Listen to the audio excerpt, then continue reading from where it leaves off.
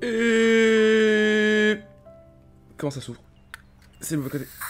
Bonsoir, Internet, et bienvenue sur Cinco Cielo.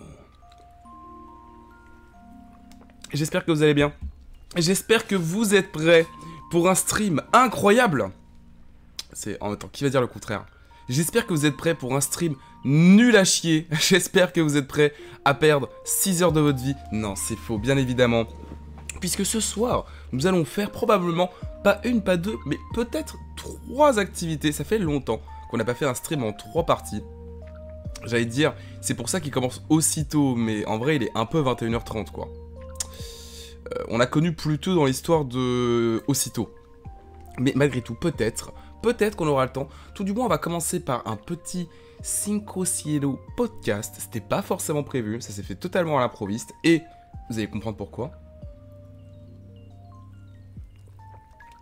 Et après, on va bifurquer sur du Final Fantasy. Et si on a le temps, sur un petit Cinco Cielo cinéma. Oui, vraiment, on bourre avant d'arriver en août. C'était pas prévu. Et du coup, ce qui vous intéresse, vous, amis de la VOD, ça va être surtout quel est le sujet de ce podcast, puisque, comme vous voyez, je n'ai pas d'invité. Et donc, qui dit pas d'invité, pour l'instant, dans l'histoire des podcasts, dit que c'est pas des sujets très préparés à l'avance, très écrits, n'est-ce pas? Et coucou Neil! Mais quel spoiler! Mais... Non, mais moi, je peux pas travailler dans ces conditions. Moi, c'est bon. Voilà. Non, mais moi, je travaille pendant des heures, je prépare des trucs. Fin du stream. Allez. Allez, ciao. Ok, plus personne ne rigole à cette vanne. J'ai compris. Et oui, nous allons parler d'animé. Mais pourquoi? Non, promis, pas dans un long... Ce ne sera pas les chasseurs de platine, puisque nous sommes arrivés au bout. J'ai débloqué à peine 1 ou 2 platines depuis la dernière fois qu'on a fait notre... je ne sais combienième épisode de chasseurs de platine. Donc quelque chose me dit que ça n'arrivera pas avant la fin de l'année qu'on en refasse un. Mais je me suis dit qu'on allait peut-être enfin pouvoir passer à autre chose, toujours dans l'idée, encore une fois, je le rappelle, ça va être très important, que c'est pas des podcasts écrits à l'avance, que c'est plus des podcasts où je vous parle de souvenirs et je vous conseille à la volée des choses. D'ailleurs, je pense qu'il faut voir un peu ces podcasts-là, qui seront pas repris d'ailleurs, pour faire des vidéos, pour vous dire. Il faut voir un peu ces podcasts-là comme je vous conseille des trucs, et je vous spoil zéro à propos, dans le but que si ça vous intéresse, eh ben vous pouvez vous y mettre, et potentiellement, soit c'est des trucs dont on a déjà parlé dans d'autres podcasts, soit ça peut être des trucs dont on reparlera dans de futurs podcasts, plus élaborés, avec plus de détails, sûrement avec plus de spoil. Mais je pense que ça peut être pas mal. Et ce saint carnet, mes amis, qui n'est pas le premier carnet que j'ai de ce genre, peut-être le deuxième ou le troisième, sans ce carnet, je suis perdu. Je pense que c'est mon item de boomer ultime. J'ai connu, moi, les parents, plus les grands-parents même, qui avaient des carnets où ils notaient absolument tout, ils notaient toute leur vie dedans. Et je parle pas de carnet intime, hein, je parle de... je sais pas... je sais plus. Mais demandez à vos grands-parents, si vous avez la chance de toujours les avoir, ou vos arrière-grands-parents. Ils ont forcément des carnets remplis de notes à la con, qui ne servent plus à rien aujourd'hui qu'on a Internet et toute la technologie. Et bien moi j'ai ça avec les séries. J'ai pas encore de liste virtuelle pour classer toutes mes séries, des trucs comme ça. Et dans tous les cas, je continuerai de faire des carnets. Ah bah bravo, ça le spoiler. Bah c'est vrai qu'on fait des podcasts complets, des podcasts écrits, selon... On essaye dans le but, c'est quand même pas le but de spoiler, genre de dire explicitement la fin de la série, mais en général, vu qu'on en parle pendant voire 5-10 minutes, forcément on vous présente un peu plus le jeu ou la série que dans ce genre de format où c'est vraiment plus du blabla, et parfois même peut y avoir des œuvres ou des jeux où je vais vous en dire très peu, ou plus vous parler du côté technique pour pas du tout vous spoiler. Et du coup, pour plus de facilité, on va partir du début de ma liste. Et comme je vous disais, j'ai refait mon carnet il y a pas si longtemps. Et du coup, j'ai trié tous les animés que j'avais déjà à mettre dans le carnet. Parce que forcément, quand j'ai des nouveaux animés ou des nouvelles séries, bah, je mets ça à la fin de la liste. Je ne peux pas déplacer les lettres. Mais en tout cas, pour tous les animés que j'avais déjà pu noter à l'époque, je les avais mis par ordre chronologique. Et déjà, on a une petite surprise. Hein, parce que je pensais qu'on allait parler d'un certain One Piece pour commencer. Je me disais que ça allait être probablement l'animé le plus vieux que j'ai maté. Et au final, il y en a un avant. Ah ah. Alors ouais, pour les grands fans d'animation, qui regardent vraiment beaucoup d'animés, oui, il y a pléthore d'animés sortis avant One Piece que vous pourrez me citer. Et d'ailleurs, il y en a peut-être un qui brûle les lèvres de beaucoup d'entre vous. Mais vous risquez d'être déçus. Est-ce que ça va, bon, mon Chris? Ça y est, j'ai enfin terminé. J'ai mis un quart d'heure, donc là j'ai fait un petit speedrun, m'en voulez pas. Mais j'ai enfin terminé de présenter le podcast, ma foi. Eh bien non, Neil. Ça paraît la réponse la plus évidente, mais je n'ai jamais regardé l'animé Dragon Ball. J'ai lu Dragon Ball, pas Z, mais j'ai lu Dragon Ball étant plus jeune. Et j'ai rattrapé le scénar de Dragon Ball Z avec beaucoup de jeux, notamment Kakarot.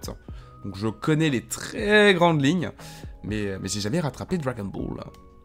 Hérétique, mes amis. Hérétique. Baissez un peu le son au cas où. Hop là. Comme ça devrait être pas mal. Ça va être pas mal du tout. Et non. Professeur Layton. Alors, il y a eu un manga, Professeur Layton, qui était sbouet. Mais non, il n'y a pas eu d'adaptation en série, tout du moins. Il y a eu un film qui est canon, mais il n'y a pas d'adaptation en série. Ouais, je fais durer le suspense encore quelques secondes. Je sens que ça vous amuse d'essayer de deviner. C'est quand même un truc très connu, hein. C'est aussi connu que Dragon Ball, ça va, c'est pas non plus un truc piégeux. Et bonsoir Nasgag, comment ça va bien?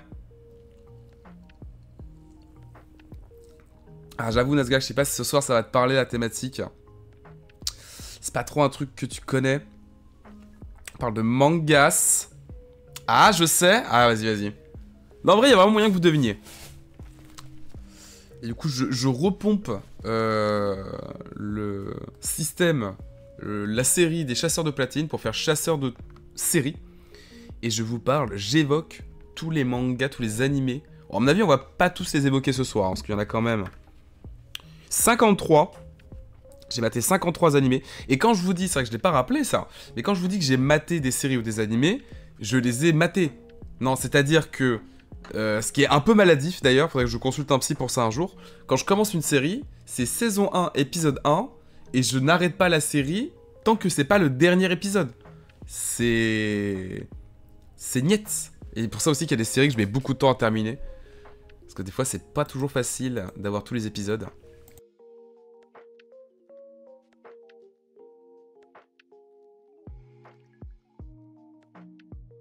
Et non. On part par ordre chronologique, je le rappelais pour notre bon Nasgag. Mais ce n'est pas Jojo, ni Dragon Ball, ni One Piece, ni... je crois que c'est tout ce que vous avez cité. Le manga le plus vieux que j'ai vu. C'est même d'ailleurs, et après promis j'arrête le teasing, un peu de la triche parce que c'est un manga qui... Enfin c'est un animé plutôt, qui est tellement long que pour considérer que je l'ai terminé, j'ai découpé moi l'animé en termes d'arc. Je vais parler, parce que là ça commence à devenir trouble, je le sens. De évidemment Pokémon, les amis. Pokémon. Et oui. Qui connaît Pokémon? C'est un peu Bresson. Mais vous avez dû passer voir ça à la cour de récré, non? Ils jouent toujours à ça, les jeunes? Bon, au moins, je vous mets du gameplay de Pokémon quand même un peu récent. Vous soyez pas trop perdus. Et en même temps, du gameplay accurate, puisque comme je vous disais, Pokémon, vu que c'est beaucoup trop long et... Alerte spoiler, c'est un peu répétitif, hein. Non mais... Je sais pas si vous avez déjà essayé de binge-watcher Pokémon. En général, au bout de 40 épisodes d'affilée, tu commences à faire des convulsions. Et je parle pas de l'épisode de Porygon, hein. Non, là vraiment des convulsions... T'en peux plus. Tu n'en peux juste plus de voir des espèces de petites créatures répéter leur nom en boucle. Et Sacha qui ne semble pas vieillir au fur et à mesure des jours qui passent. Tu n'en peux plus. Stop Jojo, Elden Ring. Oui, non, mais tu deviens vite vacciné, t'en fais pas, Chris. Il faut faire quelques rappels de vaccins sur la chaîne des fois. Pour être immunisé à la Jojo Hit et à la Elden Ring Hit. Mais t'en fais pas. La plupart ont survécu. Mais non, je peux déjà te spoiler. Alors oui, non, il n'y a pas d'Elden Ring. Mais oui, non, il n'y a pas de Jojo. Il n'y a toujours pas de Jojo. Et puis s'il y a du Jojo, ça pourrait être un happening de fou d'ailleurs. S'il y a du Jojo, il sera à la toute fin de la liste. Ce sera le 54e animé que je mate. Peut-être. Peut-être qu'on terminera cette première partie de chasseur de séries consacrée aux animés sur Jojo Bizarre Aventure. Non, il n'y a pas de Monster Hunter non plus. Bon, Nazgag. Ban Nazgag. Ça aussi c'est une vanne dont je me lasserai jamais. Hop là. D'ailleurs, aucun rapport, mais est-ce que vous avez remarqué... On parle un peu de séries, de culture, tout ça, est-ce que... Ouais, je pense que... Voilà. J'espère que vous avez eu le temps de voir. En fait, quelque chose d'autre qui sort de la bouche de Nazgag que Jojo. Pour ça, on a un OnlyFans. D'ailleurs, je flex avec la casquette, mais... Bizarre, elle est un peu comme si elle était faite pour une tête d'enfant. Bizarre, ça. Heureusement que je fais pas chasseur de manga aussi, ça me prendrait trop de temps. Ouais, mais attends. Je fais mon relou. Mais est-ce que t'as maté tous ces animés du premier au dernier? En vrai, pour ta santé mentale, j'ose espérer que vu le nombre d'animés que tu mates, tu t'es pas imposé de tous les finir. Parce que c'est aussi pour ça que je suis encore plus chiant que la plupart des gens quand tu leur conseilles des trucs. C'est que... Mais ça, mais véridique d'ailleurs. Ça fait longtemps que je n'ai pas raconté cette anecdote. Mais la plupart du temps, les gens, ils vont te conseiller des séries. Ils sont bien mignons, les gens. Mais ils vont te conseiller des séries qu'ils ont vues sur M6 un soir, un samedi, là. Donc, eux, ils ont passé 2 heures de leur vie devant. Ils vont le conseiller à tous les gens autour d'eux. Dont moi, qui suis un malade mental, qui va aller chercher la première saison de cette série sortie il y a 10 ans, et me taper l'intégrale des 46 épisodes par saison, pour finalement retrouver cette personne et lui dire « Non, c'était pas si ouf ta série. C'était vraiment pas si ouf ta série. J'ai perdu du temps de vie, là, à cause de toi. » Pourquoi je pense à Walking Dead très très fort? Si fort. Oh, doucement. Doucement. Bon, je sais que des fois, c'est le premier réflexe, mais faut pas partir dans les insultes, mon bon Chris. Bon, Nazgag, voilà, ok. Tu vois, il a compris. Il a son 6ème sens... Donne-moi une mort dans le Jojo. Une Jojo pose, à la limite. Doctor Who, alors Doctor Who, mais justement, je sais pas si tu dis ça pour ça, mais avec tout ce que je viens de vous dire, est-ce que vous devinez pourquoi Doctor Who est la série qu'on m'a probablement le plus conseillé dans ma vie, et à juste titre, et que je n'ai jamais commencé? Parce qu'en fait, cette série est... Bah oui. Non. Bah du coup, jamais. J'ai maté quelques épisodes. Genre, ma petite sœur m'a fait mater l'épisode des Anges Pleureurs. Et j'ai quelques potes qui m'ont fait mater des épisodes comme ça, en mode « Oh, celui-là, il est trop cool ». Et à chaque fois, j'ai kiffé. J'ai passé un très bon moment. Mais je suis incapable de... Si, mais j'aime pas. Je veux pas. J'arrive pas. Donc, Doctor Who, ça reste cette série de très très loin que je pourrais probablement jamais mater. Ou alors je crée le voyage temporel pour ne pas aller tuer le H, mais pour pouvoir aller regarder Doctor Who. Faut peut-être que j'explicite quand même un peu l'anecdote en très rapide, comme ça on va commencer avec Pokémon, que j'ai à peine commencé à évoquer. Mais Doctor Who, c'est tout simplement une série qui date... qui date tellement que je vais pas m'amuser à vous dire une date. Vraiment, vous prenez la série la plus vieille auquel vous pouvez penser. C'est plus... Doctor Who, c'est plus vieux que la série à laquelle vous pouvez penser. Quoi qu'il. Et cette série, malheureusement, a été victime d'un incendie dans les studios qui a causé la perte de la plupart des premières saisons, ou tout du moins de la plupart des épisodes des premières saisons. Donc, Pokémon.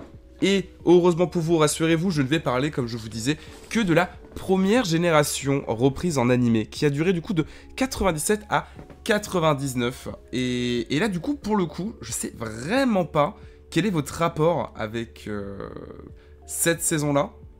Parce que je vous parle vraiment de la première, alors peut-être pas la première saison, parce que peut-être que soit c'est une très longue saison, soit... Je sais pas si j'ai compté les îles Oranges.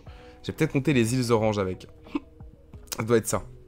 Vous avez la première saison et les îles Oranges qui, elles, étaient un arc un peu filler en attendant que la deuxième génération de jeux sorte et permette une réelle adaptation en animé. Donc forcément, qui dit filler dit il se passait pas grand chose. D'ailleurs, je l'ai rattrapé il y a quelques années, j'en ai très peu de souvenirs.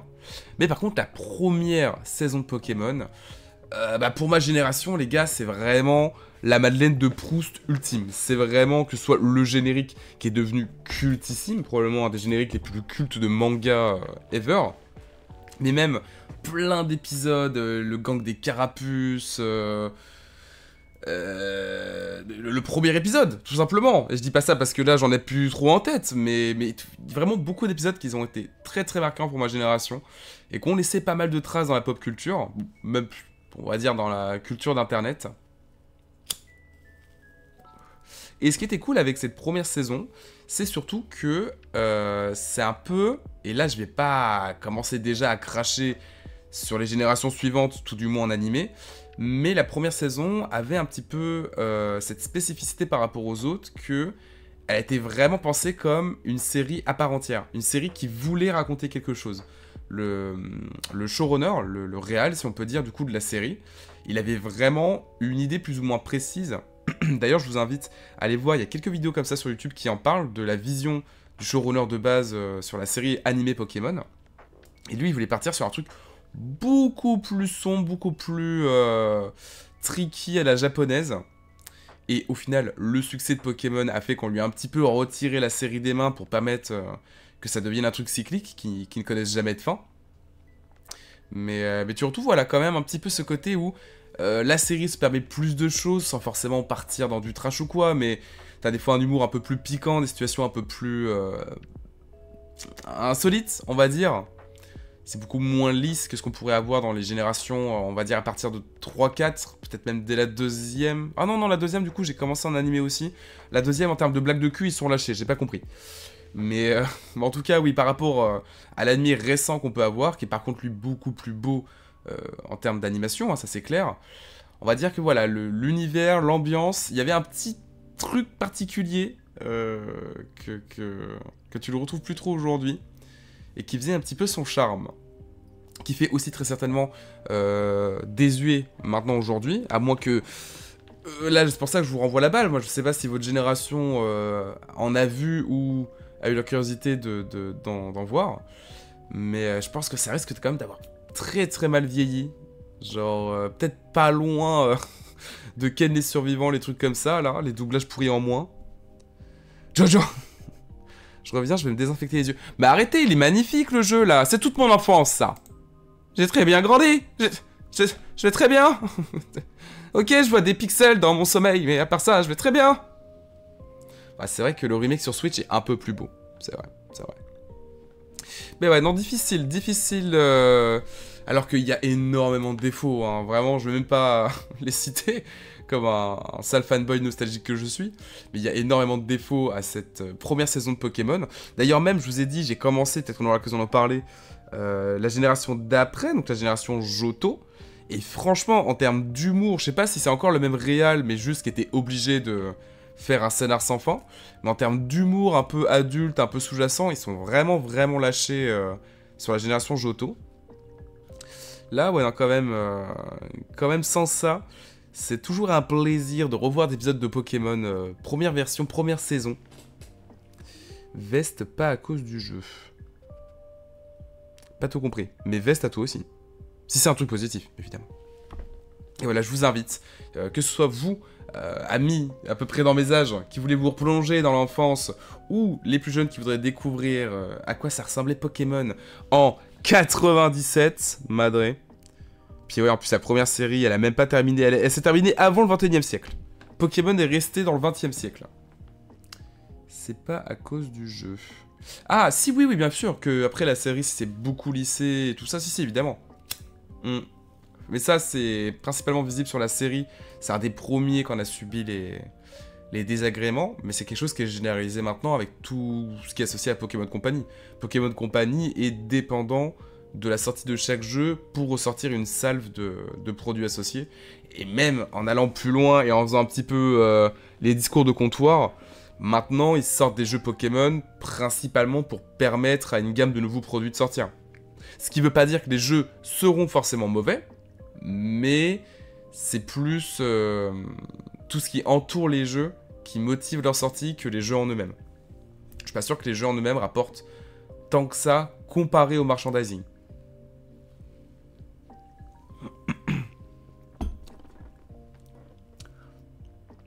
Qui veut un traumatisme? Ah, putain, Nazga, il a été trop rapide. Mais de toute façon, je pense qu'on va pouvoir passer à autre chose, sinon je vais vraiment commencer à boucler, à répéter les choses encore et encore. Pas grand chose de plus à vous dire sur ce bon Pokémon première génération. À part peut-être que vous pouvez skip les îles oranges du coup. Îles oranges, ou alors aller voir une des milliards de vidéos sur YouTube qui vous résument les îles oranges. Je sais qu'il y a notamment Turtoon, peut-être qu'on en parlera lors d'un futur Cinco Silo Cinéma, qui résume pas mal de séries comme ça de votre enfance, que vous n'aurez pas forcément la motivation de mater du premier au dernier épisode, comme certains malades mentaux. Et on va pouvoir passer, à moins que vous ayez quelque chose à dire sur Pokémon, ou alors que le traumatisme de Chris arrive, mais enfin, on va pouvoir passer au meilleur manga ever, et son adaptation assez discutable dans les premières années, mais le meilleur manga ever. Non, ça va aller. Ça, bah moi, après oui, c'est Nazgak qui a voulu. Bah Nazgak, écoute, t'as un petit cadeau. Cadeau d'anniversaire en retard. Fais-toi plaisir. Mais évidemment, tout ça est fait dans le partage d'une beauté subjective et dans l'idée que tout corps est beau, n'est-ce pas, mon bon Chris? Ce serait pas du tout quelque chose à mauvais escient dans le but de se moquer de quelqu'un et de son poids. N'est-ce pas, Chris? Attention, je juge les jugeurs. J'ai pas trop envie de voir la photo non plus, mais moi je suis sûr que ce bikini lui sied à merveille. Elle a créé son summer body. Bon, on peut parler de One Piece. Et pour le coup, One Piece, je pense qu'on va avoir des jeux pour illustrer. Quelque chose me dit que One Piece, il y a eu quelques jeux. Là, je vais un petit peu vous refaire une redite de plein de choses que j'ai pu dire durant des lives. Limite, je vais me rappeler de autant de choses que j'ai pu dire en stream sur l'animé One Piece. Parce qu'il y a quand même des choses à dire. Hein. Hop là. Très très compliqué l'animé One Piece. One Piece, dans ses débuts, et pendant très longtemps, pour moi, c'était le quatuor, c'était vraiment un exemple de lisibilité. D'ailleurs, je crachais beaucoup plus sur le découpage et la lisibilité des combats dans Naruto à l'époque, en les comparant à One Piece. Et on arrive sur un animé où je regrette un petit peu là de ne pas pouvoir vous l'illustrer du coup en vidéo. On arrive sur un animé qui ne rend pas du tout hommage à ça. Un animé tellement, à mes yeux, j'allais dire exécrable, c'est peut-être un petit peu beaucoup quand même, mais tellement mauvais que malgré mon fanboyisme ultime de One Piece, je n'ai pas maté cet animé avant... Allez, j'ai commencé à mater ça, j'avais mon premier appart solo. Donc j'avais 18 ans. J'ai commencé One Piece, bah c'est voilà, j'ai commencé One Piece en manga, j'avais 8 ans. Et avant de me mettre vraiment à l'animé en mode ok, je vais mater l'animé du début à la fin, il m'a fallu 10 ans, tellement je trouvais l'animé bas de gamme. Ça veut pas clair, j'accepte les chalots pour me brûler la critique. Non, moi je te suis pas, moi. Je te suis pas avec tes images de magnifiques personnes en léger surpoids qui assument leur bikini en summer body. Ça ne me plaît pas. Ça ne m'intéresse pas, le jugement. Je suis en dehors des jugements. Je juge des jugements. Après, si tu veux vraiment te crever les yeux, je te conseillerais plutôt des couteaux bien affûtés. Un bon coup direct. Non. Faut que j'arrête de dire des conneries comme ça. Parce qu'un jour, il y a quelqu'un qui va aller prendre Prom Dog. Et moi, je vais avoir des problèmes. Donc, c'est une vanne. C'est de l'humour noir. Comme ton voisin, Babadou. Pardon. Non. Fin du stream, fin du... One Piece. Si magnifique. Sinon, après, envoie-lui une photo de toi et demande-lui. Parce que tu juges, mais tu sais pas, ça se trouve, elle va dire « Ah, bah je t'avoue, t'es pas trop mon genre non plus, Imhotep, on peut rester potes. » Au final, c'est peut-être pas toi qui étais le destinataire de cette photo à la base. Peut-être. Non, ne fais pas ça avec les couteaux. Le fais pas tout court. Regarde One Piece. Ah non, ça aussi, ça va te donner envie de te crever les yeux. Donc je reprécise quand même une dernière fois, mais là pour l'instant on évoque... on va évoquer tout l'anime One Piece. Hein. Rapidement, je vous rassure, on va pas passer une demi-heure là-dessus. Mais là en tout cas, je vous parle vraiment de One Piece, de son premier épisode jusqu'à... jusqu'à ce que ça passe en HD. Donc c'est passé en HD, je crois, à la fin d'Alabasta, il me semble. Même pas, non? Après Skypiea, peut-être? Peut-être après Skypiea. Donc le temps quand même de pas mal de saisons, de pas mal d'épisodes, plus d'une centaine. Et l'animé était purement dégueulasse. Non mais voilà, on va dire les termes, c'était dégueulasse. Et je demande pas qu'un animé reprenne case par case le manga, mais là les compositions qui pouvaient être magnifiques du manga, qui parfois me faisaient rester plusieurs minutes, je lis assez vite, mais je pouvais rester plusieurs minutes à regarder les cases et leur composition tellement c'était bien foutu et beau. Là, c'était vraiment parfois juste des chants contre chants, encore une fois dignes de séries françaises, ou de séries pas bien inspirées. L'animation, elle était pas folle. Même la colorimétrie, je sais pas, je trouve qu'il y avait un effet pastel dégueulasse. Même tu vois, d'autres mangas de cette génération-là, des Naruto, des Bleach, je trouvais qu'ils avaient plus de cachets, ils avaient plus de belles couleurs, quoi, de beaux environnements que ce que pouvait proposer One Piece. Et pourtant, Dieu sait que les environnements dans One Piece sont magnifiques, vraiment les îles qu'ils explorent sont incroyables à chaque fois. Et l'animé le retranscrivait vraiment pas du tout. Et puis, je sais que c'est l'apanage de beaucoup de mangas de ce genre, mais les fillers, les ajouts, la VF... Ah ouais, non, c'était une vraie plaie, hein. Si je peux avoir un poids de 200 kg, je vais à la salle de sport, mais je vais pas voir une femme. J'ai pas compris. Enfin, si, mais j'ai pas compris le... J'espère que c'est pas à moi qui a voulu l'envoyer. Bah, justement, t'es pas censé le recevoir. C'est mal. Même Dragon Ball qui est sorti avant. Ouais. En vrai, après j'ai pas beaucoup vu, mais bah, je sais pas si tu dis ça avec un point d'interrogation pour avoir mon avis ou si tu le confirmes toi. Mais oui, même des vieux animés du Dragon Ball. Ouais, non, je trouve vraiment que les couleurs, il y avait rien pour sauver l'animé One Piece au début. Il y avait rien du tout. Il y avait aucune plus-value avec l'animé comparé au manga. Et j'ai passé 10 ans de ma vie à dire à tout le monde: non, ne regardez pas l'animé, ne regardez pas sur MCM, ne faites pas ça. Par contre, les openings sont géniaux. Et heureusement, avec le passage à la HD, l'animé n'est pas devenu extraordinaire, mais au moins un peu plus semblable à son style d'origine, tout simplement, un peu plus regardable. Parce que là, on est à un stade où, au cas où vous n'avez pas compris, je ne vous le conseille pas. Et heureusement, on va avoir des alternatives que je vais pouvoir vous conseiller quand on aura fini de parler de One Piece. Mais vraiment, si vous voulez vous mettre à One Piece, ne regardez pas l'animé pour l'instant. Non. Ou alors, au pire, truc que moi je ferai jamais, vous commencez un peu plus tard, vous commencez l'animé quand ça passe à la HD, et vous rattraperez après les premiers arcs. Mais pour l'instant, vous imposez pas ça, vous allez juste décrocher. Même en version Kai, ou alors faut avoir un goût pour les animés un peu rétro, quoi. C'est un goût pour la vibe des animés des années 2000. Là, vous allez être en plein dedans, les deux pieds dedans. Mais sinon, vous allez juste vous dégoûter de potentiellement un des meilleurs mangas ever de votre vie, franchement. Donc, heureusement, voilà. Le passage à la HD lui a rendu un peu plus ses lettres de noblesse. Et surtout, alléluia, j'aime souffrir, alors ça va. Ah, bah si vous aimez souffrir, par contre, très très bon truc. Très très bon truc à mater. Et après, vous pouvez rattraper via le manga, comme ça au moins vous aurez un petit orgasme après la souffrance.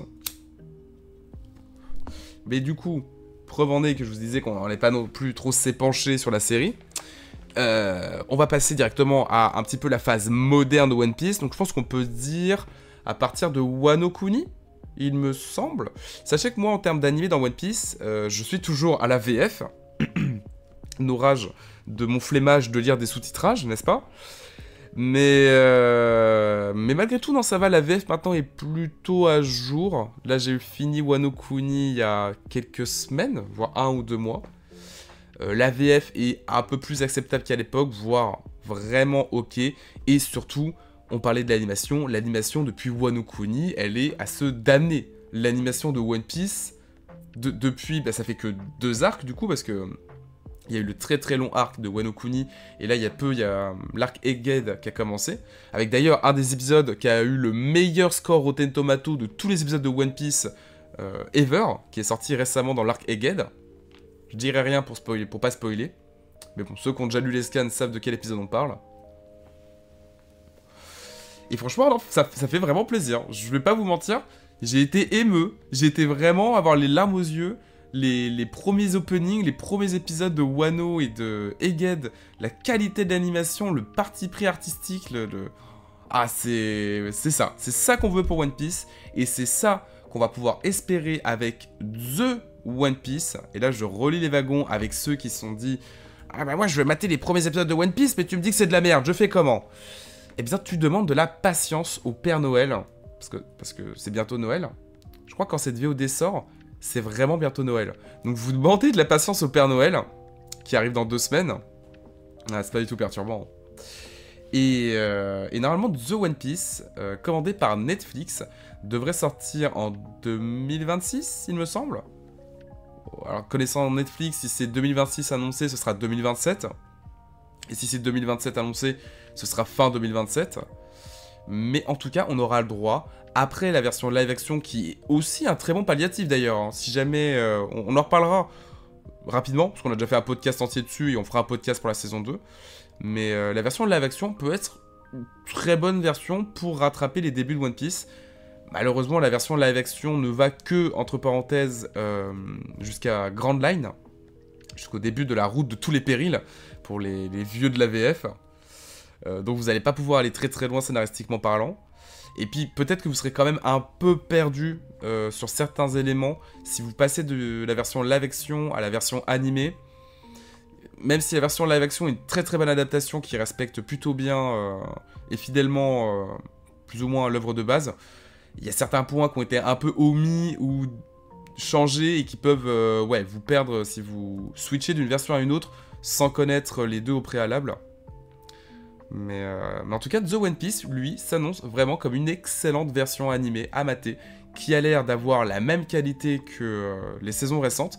Peut-être moins de parti pris, parce que vraiment, Wano Kuni et Egghead, c'est comme le combat Naruto Pain ou des animés un peu arty auxquels vous pouvez penser. C'est vraiment des partis pris qui te mettent une claque monumentale ou qui en laissent certains totalement froids, hein, je peux l'entendre. Mais voilà, c'est pas de l'animation basique et juste léchée. Là, je pense que pour The One Piece, on va voir. On a eu pour l'instant que quelques images. Et il me semble que c'est Mappa. J'ai peur de dire une connerie, mais je crois que c'est Mappa, ceux qui ont fait l'animé Attack on Titan, qui font The One Piece. Donc on verra si on a juste le droit à une magnifique animation léchée, toute propre, ce qui m'irait parfaitement. Hein. Ou alors s'il y aura un parti pris un peu marqué, ne serait-ce que pour certaines scènes, certains combats. J'ai très très hâte. Et surtout, j'espère, on va pouvoir conclure là-dessus pour One Piece, j'espère qu'ils vont pas trop mettre de temps à sortir les suites. Je pense pas que ce sera nécessaire que The One Piece aille jusqu'à la fin du manga. Je sais pas comment ça va se passer, mais encore une fois, vu les qualités des dernières saisons de l'anime de base, ça servira à rien de refaire Wano Kuni et Egghead par exemple. Ce serait jeter de l'argent par les fenêtres à ce stade. Sachant que ça a dû déjà coûter bien cher, Wano Kuni et Egghead en termes d'animation. Donc peut-être qu'ils vont s'arrêter à un certain moment, peut-être qu'ils vont s'arrêter au moment de l'ellipse, je sais pas, je dis ça au pif. Mais ce serait bien qu'ils mettent pas trop de temps tout en gardant la qualité, hein, ce qui est un pléonasme, ce qui est impossible, qui mettent pas 10 ans à ce qu'on rattrape les débuts de One Piece avec cette nouvelle version. Ce serait pas mal. Et on va s'arrêter là, ça va en vrai. Ça fait quoi? Ça fait 20 minutes que je dis One Piece, One Piece, One Piece, One Piece, One Piece, One Piece, One Piece. C'est bon. Il faut bien que je nourrisse le cliché, c'est toujours la vanne. Dans mon ancien boulot, c'était la vanne. C'était dès qu'on parle de manga et que les gens commençaient à se tourner vers moi, c'est non mais ils ne regardent que One Piece. Plus ou moins, ça ferait des versions plus courtes, moins de longueur. Bah déjà en supprimant, ouais, forcément tous les fillers, tous les trucs qui servent à rien. Après, moi, dans le manga, mais c'est peut-être que là, je suis pas objectif. Je dois vraiment pas être objectif. Parce que dans le manga, je trouve qu'il n'y a pas tant de longueur que ça, hein. D'ailleurs, mais là, vas-y, je relance pas le sujet, parce qu'en plus, on spoil des trucs très très récents. Mais j'ai adoré... C'est un arc que j'aime beaucoup, le Davi Backfight. Je parle à ceux qui ont déjà vu, du coup, le manga ou l'animé. Les Davi Backfight et Skypiea, mais Skypiea, j'ai jamais compris pourquoi. Le Davi Backfight fait partie des arcs narratifs canons, pour ceux qui ne le savaient pas. Que beaucoup de gens pensent être des fillers. Et il y a pas longtemps, dans les scans One Piece en cours, donc le frais du frais, on a réentendu parler du Davi Backfight. Je dis pas pourquoi, je dis pas comment, je dis pas à quel point c'est important, mais j'ai kiffé. J'ai kiffé de... ouais, non, moi ça m'étonne vraiment pas que Oda nous a refait une Oda, et que cet arc soi-disant filler comme le pensaient beaucoup, eh bien, c'était un petit pavé posé là. Une petite mécanique, un petit fusil de Tchekhov. Pour Wano en animé, je parle... Ah, moins de longueur. Oh putain, ce serait incroyable. Ah, j'avoue. Ah, j'avoue. Mais à ce stade, ce serait presque un film. Et encore, un film, ce serait pas assez long. Parce que Wano est vraiment très très long. Mais c'est vrai qu'une version plus écourtée de Wano, qui reprend la plupart de ce qui se passe, mais plus écourtée, c'était infernal Wano en animé. Hein. C'était vraiment infernal. C'est pour ça que là, je vais attendre que tout Egghead sorte en VF. Donc je vais mater ça en 2030. Mais je vais attendre que tout sorte en VF. Parce que je l'ai mal vécu Wano en VF à mater. Hein. C'était beaucoup trop long. Et oui, évidemment, nous allons parler de Yu-Gi-Oh!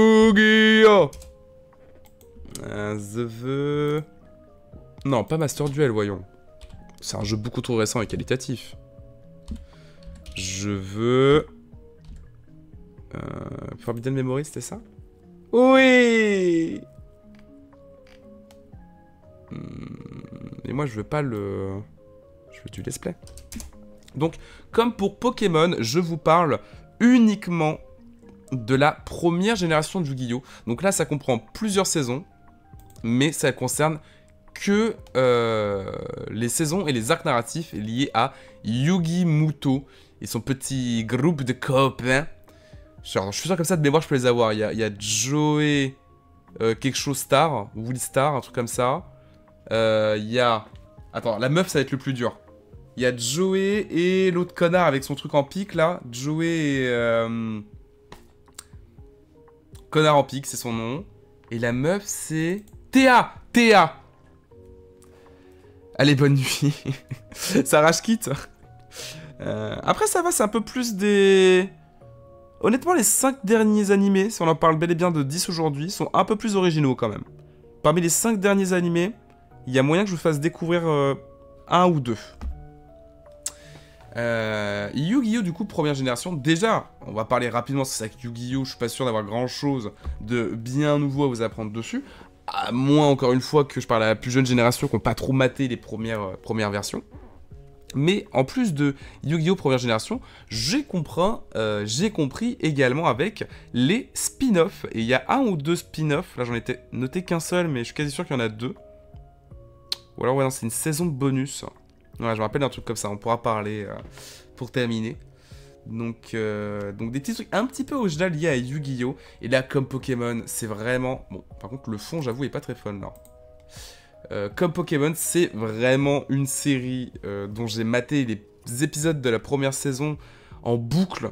Vraiment spécifiquement la première saison qui, du coup, se déroule sur l'île des duellistes, organisée par Pegasus lui-même. Parce que c'est dès la première saison qu'ils vont à Battle City, où là c'est avec tout le délire des dieux antiques, Marek et tout ça. Là la première saison c'était vraiment le microcosme de Yu-Gi-Oh! Avec Kaiba et compagnie. Et hello Matrix! We're doing a podcast about anime I watch, all the anime I could watch. We're not going to talk about all of them, but I just, how to say that?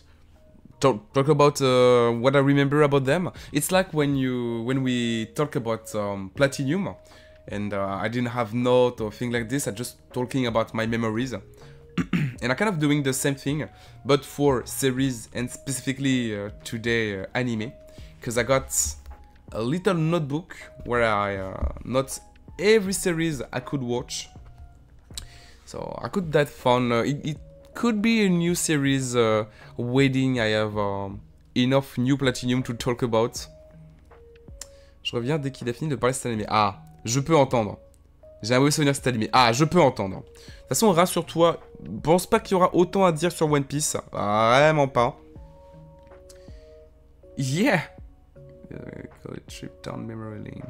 A very old trip, because for studying, I in my notebook, I list every anime, every series chronologically. Yeah, I think it's okay in English. So the first we talk about is obviously the eldest one, the more old. We talk about Pokemon, we talk about One Piece, and now we talk about Yu-Gi-Oh! Yeah, it's a lot of memories. Childhood memories. Donc encore une fois, là peut-être encore plus que Pokémon honnêtement. Je ne vous le conseille pas forcément. Je reconnais que oui, non, mais... Après, c'est ce qui est vraiment cool avec cet animé. Encore une fois, principalement la première saison, mais la deuxième saison n'est pas en reste non plus. C'est le fait que pour les fans de Yu-Gi-Oh! Le jeu de cartes, donc que vous jouiez au jeu de cartes, que vous ayez joué au jeu de cartes, que vous jouiez aux jeux vidéo, ou quoi que ce soit qui ont des règles canon et logiques liées à Yu-Gi-Oh! La série, c'est encore pire que Pokémon sur comment ils enculent la stratégie. La série n'a aucun sens. Tu vas avoir des cartes qui vont avoir des effets magiques, qui vont faire des Deus Ex Machina, et Yugi ne peut juste pas perdre. C'est vraiment, Yugi il peut perdre que si c'est pour mieux gagner 5 minutes plus tard. Et c'est toujours un plaisir de voir ce truc tellement cliché, genre... Il y a presque une vibe série des années 80, tu sais, avec le héros tout puissant, là... le Chad ultime. Et c'est toujours un plaisir de voir comment Yugi encule les règles de Yu-Gi-Oh!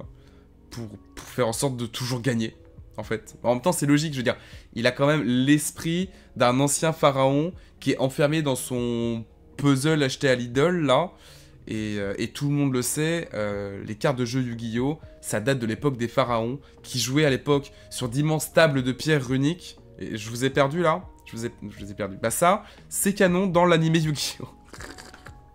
Ouais, c'est dingue à chaque fois, mais c'est un vrai plaisir. C'est un vrai plaisir. C'est vraiment... Yu-Gi-Oh! C'est cet animé que... je pense que quand les darons, tu sais, ils se moquent des animés ou qu'ils font des critiques en mode oh ouais, ça va vraiment pas loin, c'est vraiment débile ou je sais pas quoi. Je pense que c'est Yu-Gi-Oh! Qu'ils ont vu par-dessus l'épaule de leur enfant. Et quand je dis ça, je dis pas que Yu-Gi-Oh! Est si mauvais que ça. Je suis pas en train de dire oh là là, c'est le pire animé ever. Mais c'est que quand t'es pas joueur de Yu-Gi-Oh! Même pas, genre, tu peux connaître des mangas, mater des mangas dans ta vie. Mais si juste t'es pas joueur de Yu-Gi-Oh! Et que tu vois un épisode, mais tu vas avoir l'impression de regarder le truc le plus débile du monde. À côté, Bob l'éponge, ça va te sembler être un prix Nobel. Genre, Yu-Gi-Oh! Allez voir par pitié. Oh non, allez, vas-y, on se fait ce plaisir. On se fait ce plaisir. Je termine du coup de parler du Yu-Gi-Oh! Et après, on va se faire un kiff. Pas original du tout. Mais c'est vraiment la meilleure manière de résumer Yu-Gi-Oh! Personne n'a jamais mieux résumé Yu-Gi-Oh! Ever. Mais avant ça... on dirait qu'il joue avec des règles de débutant qui fait exprès de dire de mauvaises règles. Mais oui. Mais j'ai un peu fait ça aussi, moi, quand je jouais avec des potes à l'époque. Je me suis beaucoup inspiré de l'anime Yu-Gi-Oh! À improviser des règles et trouver toujours une manière de dire que j'avais gagné. Mais c'est l'anime qui me l'a appris. C'est pas de ma faute. Pas de ma faute. And... j'allais partir en anglais. Et du coup, avant de regarder ce qu'on va regarder... je vais parler aussi rapidement. Alors, je vais pas parler de Battle City, qui est une suite assez honnête. Si vous avez passé un moment ok devant League des Duellistes, qui est du coup la première saison, Battle City est une suite dans la même lignée. On peut d'ailleurs au moins reconnaître honnêtement que une fois que tu es attaché, si tu es un minimum attaché au personnage, il reste agréable de suivre leur évolution. Et du coup, leurs différentes péripéties dans Battle City qui fait directement suite à League des Duellistes. Tu vas retrouver beaucoup de dresseurs et de personnages de League des Duellistes. Mais là, ce qui va nous intéresser pour terminer, c'est les saisons bonus. Donc je vous rappelle plus s'il y a une troisième saison ou si c'est ça que je considère comme la saison bonus.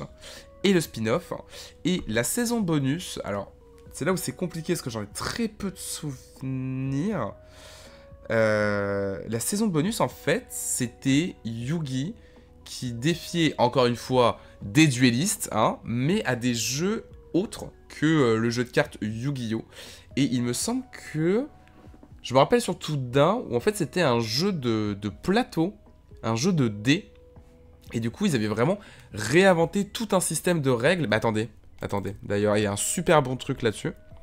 Ils avaient totalement recréé un tout nouveau système de jeu juste pour ces épisodes bonus, où Yugi apprenait aussi sur le tas toutes ces nouvelles règles. Et ce qui est extrêmement drôle, c'est que moi déjà j'aime beaucoup ces épisodes-là. Je les trouve vraiment très très originaux et très très cool. Et aussi faux que ça puisse paraître, ils ont fait un jeu vidéo qui reprenait ces épisodes-là. Alors par contre, lequel ça va être? Ça c'est une très bonne question. J'ai découvert ce jeu vidéo il y a quelques années, de visu, parce que j'ai jamais eu l'occasion d'y jouer. Je crois qu'il est dans la compilation qu'on se fera un jour ou l'autre de tous les jeux rétro Yu-Gi-Oh! Liés à Yugi Muto. Donc avant GX. Il fait partie de la compilation normalement. Attends, si je mets Yu-Gi-Oh! All Game... Putain, j'ai une crampe dans le pouce, je savais pas que c'était possible. Je suis crampé du pouce, là. Yu-Gi-Oh! All Game... Capsule Monster... Ah bah tiens, ma capsule Monster. Donc je vais garder cet extrait-là pour le spin-off dont on va parler après. Mais déjà, Forbidden Memories, oui. Est-ce que c'est ça? Ah non, c'est encore Capsule Monster. Enfin, Capsule Monster, je l'ai vu 2 fois et c'est dommage, j'en ai pas tant de souvenirs que ça pour vous en parler en détail, mais pourtant c'est très intéressant. Je crois que c'est ça. Dice Monster? Duelist of the Rose. Ça a l'air d'être ça. False Kingdom, Starway... Oui, exactement, c'était ça, parce que là je viens de me rappeler d'un truc. En fait, voilà, ils jouaient vraiment avec des dés, les dés remplaçaient les cartes, et de toute façon tout le système de jeu était totalement modifié, et tu avais notamment un système où tu pouvais utiliser le patron de ton dé, vous voyez là l'espèce de bande de terre sur le terrain, sur lequel il a pu poser des monstres, et ben en fait c'est un dé, un cube même, un dé quoi, dont le patron a été découpé selon ses choix pour former une base de terrain sur laquelle il peut disposer ses différents monstres. Et le but c'est de rejoindre son adversaire ou de... je crois que c'est de rejoindre l'adversaire ou du coup ses autres monstres, si lui aussi en face il en pose. Et t'avais plein de mécaniques de jeu comme ça, plus ou moins complexes. Pas trop non plus hein, en vrai, ils ont pas passé tout l'épisode à expliquer des règles. Mais ouais. Racisme positif ce que je vais dire, mais voilà, le talent des Japonais à inventer des jeux à la fois pardon, je vais reprendre du début. Le talent des Japonais à inventer des jeux à la fois avec des règles suffisamment complexes pour qu'elles soient intéressantes et qu'elles permettent des parties variées, et en même temps pas trop compliquées pour que normalement même un enfant de 6 à 8 ans, au bout de 10 minutes, un quart d'heure, soit capable de tout appréhender. Donc ça pour le coup peut-être que je vous le conseille un peu plus. En tout cas si vous êtes fan de Yu-Gi-Oh! Suffisamment pour s'intéresser un tout petit peu au-delà des cartes, c'était vraiment un truc un peu particulier dans l'histoire de Yu-Gi-Oh! Qui a malheureusement jamais été utilisé derrière, je peux comprendre pourquoi à la limite, mais qui a apporté des trucs très cool. Et je suis sûr qu'il doit exister des merch un peu obscurs qui reprenaient cet arc-là pour du coup proposer un vrai jeu de plateau. Vu la popularité de Yu-Gi-Oh! Et vu qu'ils en ont fait littéralement un jeu vidéo, ça me semblerait pas trop déconnant. Et du coup, le deuxième spin-off, même si là, comme je vous disais, c'était plutôt une saison bonus, c'est un spin-off beaucoup plus particulier, puisque là, contrairement au truc de jeu de plateau qui était une création totalement originale de la série, parce que c'est vrai que Pokémon... Autant ne vient pas d'un manga, il y a eu un manga, même plusieurs, qui reprenait pas l'animé, mais qui reprenait un peu une autre histoire. Mais là, pour Yu-Gi-Oh, c'est le contraire. Yu-Gi-Oh, à la toute base, c'était un manga. Vandal de stream... Attends, je vous fais plein de messages, là. Et le pouvoir de l'amitié de Yu-Gi-Oh, c'est un truc quand même. Bah, justement, on va bien le voir dans la vidéo... Manger des Pokémon. Eh non, tu as loupé Pokémon, Elwips. Tu as loupé. Still working right now. I have to go to the gym in a few hours. Wow. Always still motivated, Matrix. too much motivated. Comment que ça va, Elwips? On fait un petit podcast où on évoque les animés que j'ai pu mater par ordre chronologique. Et évoque est bien le mot, même si au final j'ai pas mal de trucs à dire, juste de souvenirs. Continuer de utiliser les mangas. On a parlé de Pokémon, qui était l'anime le plus vieux que j'ai maté, la première génération. On a parlé de One Piece, et là on termine de parler de Yu-Gi-Oh! Et même du coup du spin-off de Yu-Gi-Oh! Qui va un petit peu plus ressembler... Vous avez vu comme j'ai relié les trains rapidement pour terminer sur Yu-Gi-Oh! Qui va un petit peu plus ressembler au manga de base. Et encore, pour avoir lu le manga de base, vraiment... bon, c'est plus proche que l'anime de base, mais c'est pas ça non plus. Et en fait, dans le manga de base, Yugi, avant de se mettre vraiment aux cartes et de rester sur les cartes, il va un peu faire plein de différents jeux. Et d'ailleurs, je trouve personnellement que le manga Yu-Gi-Oh! Dans ses débuts, c'est le meilleur truc Yu-Gi-Oh! Qu'on ait jamais eu, quelles que soient les versions, quels que soient les trucs ever. Puisque t'as un peu plus... déjà, c'était un manga beaucoup plus sombre, pas forcément à destination des enfants. Et t'as un petit côté saut, vraiment, puisque les premiers tomes de Yu-Gi-Oh! C'est Yugi qui est possédé par l'esprit du pharaon, comme dans les suites, mais l'esprit du pharaon va obliger des gens mal intentionnés à participer à des jeux mortels, et du coup, si les gens perdent, ils en payent en général de leur propre vie ou de leur âme. Je sais plus si c'était dit explicitement qu'ils mouraient, ou s'il y avait une petite pirouette scénaristique comme dans les animés, comme dans l'animé Yu-Gi-Oh! En mode le royaume des ombres. Mais en tout cas, ouais, il y avait ce côté jeu mortel qui était assez passionnant. Et surtout, ce côté de... Tu savais pas... Merde, j'ai pas d'eau. Attends, je vais remplir mon verre d'eau après. Tu savais pas à quel prochain jeu ils allaient jouer et quelles règles un peu tricky, comme dans Saw, tu vois, il allait inventer pour amener sa victime jusqu'où il veut. Et juste avant qu'il y ait l'explosion, l'effervescence, la popularité du jeu de cartes Yu-Gi-Oh! Qui a commencé dans le manga, il y a eu un autre concept qui a failli devenir le concept principal de Yu-Gi-Oh!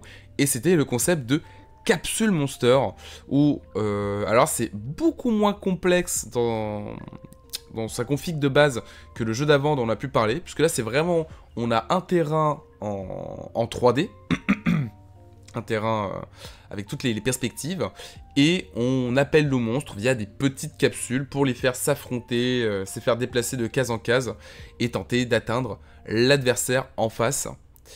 Et pour le coup, ce délire de Capsule Monster, même s'il n'est pas resté tant que ça dans le manga, que ça, il a quand même eu le droit à son petit spin-off en animé, qui malheureusement ne sera pas aussi sombre que pouvait être le manga dont je parlais avant, mais qui va quand même se placer, il va pas chercher à se placer par rapport à l'animé de base. C'est bien pour ça que c'est vraiment un spin-off assumé, parce qu'on va avoir un tout autre univers, on va avoir les mêmes personnages, mais pas forcément avec les mêmes expériences. Et encore une fois, je m'en veux d'avoir vu 2 fois cet animé et d'avoir que ça à vous dire dessus. Mais de souvenir, c'était assez rafraîchissant, surtout si tu t'es enchaîné League des duellistes et Battle City juste avant. Ça changeait un petit peu, et c'est un petit peu pour ça que je vous conseille, malgré tout, toutes ces premières versions de Yu-Gi-Oh! Et peut-être que j'attraperai GX un jour, mais comme Pokémon, je trouve que ces versions de Yu-Gi-Oh! Aussi différentes soient-elles, ont peut-être une plus-value un peu plus récente, un truc un peu plus original que ont pu apporter les saisons d'après, qui ont trouvé leur rythme de croisière, ont trouvé un style d'animation plus quali et un large public plus exploitable également. La transformation. Eh oui. Eh oui. C'est une idol girl. Une magical girl, je veux dire, pardon. On se fait aussi une idol. Avec des cheveux pareils. Oh, quel charisme. Je ne suis plus le même, Kaiba. Regarde-moi bien. Mes sourcils sont froncés maintenant. J'ai jamais vu des sourcils aussi froncés, c'est impossible. Et ma voix a changé. On dirait la voix de Seven. Moi qui te prenais pour un simple lycéen avec un look emo. Et en plus, j'ai un quart de smiley sur la main. Ah, il a raison. Mais ton quart de smiley est impuissant ici. Personne n'a jamais réussi à me battre. Je vois. C'est parce que tu es le champion du monde. Non, c'est parce que cet animé n'a aucun sens. Personne n'a jamais compris les règles de ce jeu. Bon sang, comment puis-je le battre? Je dois pourtant venger mon grand-père. Yugi, tu dois me venger. Grand-père, tu es mort? Ben non, pourquoi? Alors pourquoi parles-tu comme un fantôme? Eh bien, en fait, c'est très simple.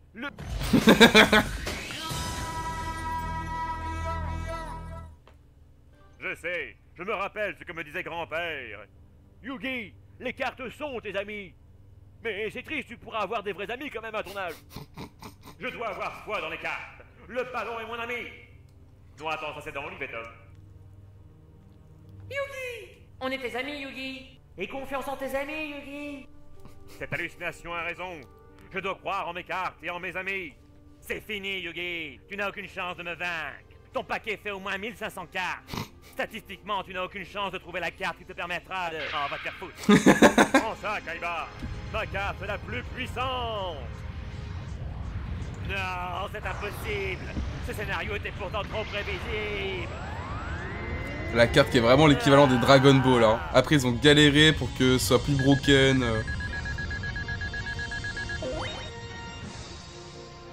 Kaiba. Mais écoute la voix de la sagesse. Ah, Ils ont même la fait un part d'un épisode dans exemple comme ça, la c'est saison 2, ignorant. En dans fait, Battle tu n'as pas City, gagné. C'est parce que tu n'as pas cru, non. pour montrer que... le point d'amitié. Pour montrer Dans que le les cartes pouvoir d'Exodia de étaient pas si l'amitié. fortes en fait. C'est important d'avoir des amis. Même si en général, ils font rien d'autre qu'à gueuler votre prénom à côté du ring pendant tout l'épisode. Mais bon, des fois, ça aide. Tristan, c'est Tristan En le tout cas, connard avec son Kaiba, pic. Retiens ma victoire. Je t'ai cassé. Enfin bon, il y a des spin-offs qui sont géniaux à Yu-Gi-Oh! Hein. Voilà, on va s'arrêter là, après il parle des motos. Et je suis plutôt d'accord avec lui sur les motos. À mort les motos Yu-Gi-Oh! Oula, ça va être fort. Hop là. Mais si jamais vous n'aviez jamais vu et vous comptiez jamais vous imposer ça, bah vous avez eu l'expérience Yu-Gi-Oh! Sans mater. Félicitations. Hop, on va pouvoir passer au 4e manga parce que ça fait déjà plus d'1 heure qu'on parle et on a fait que 3 mangas.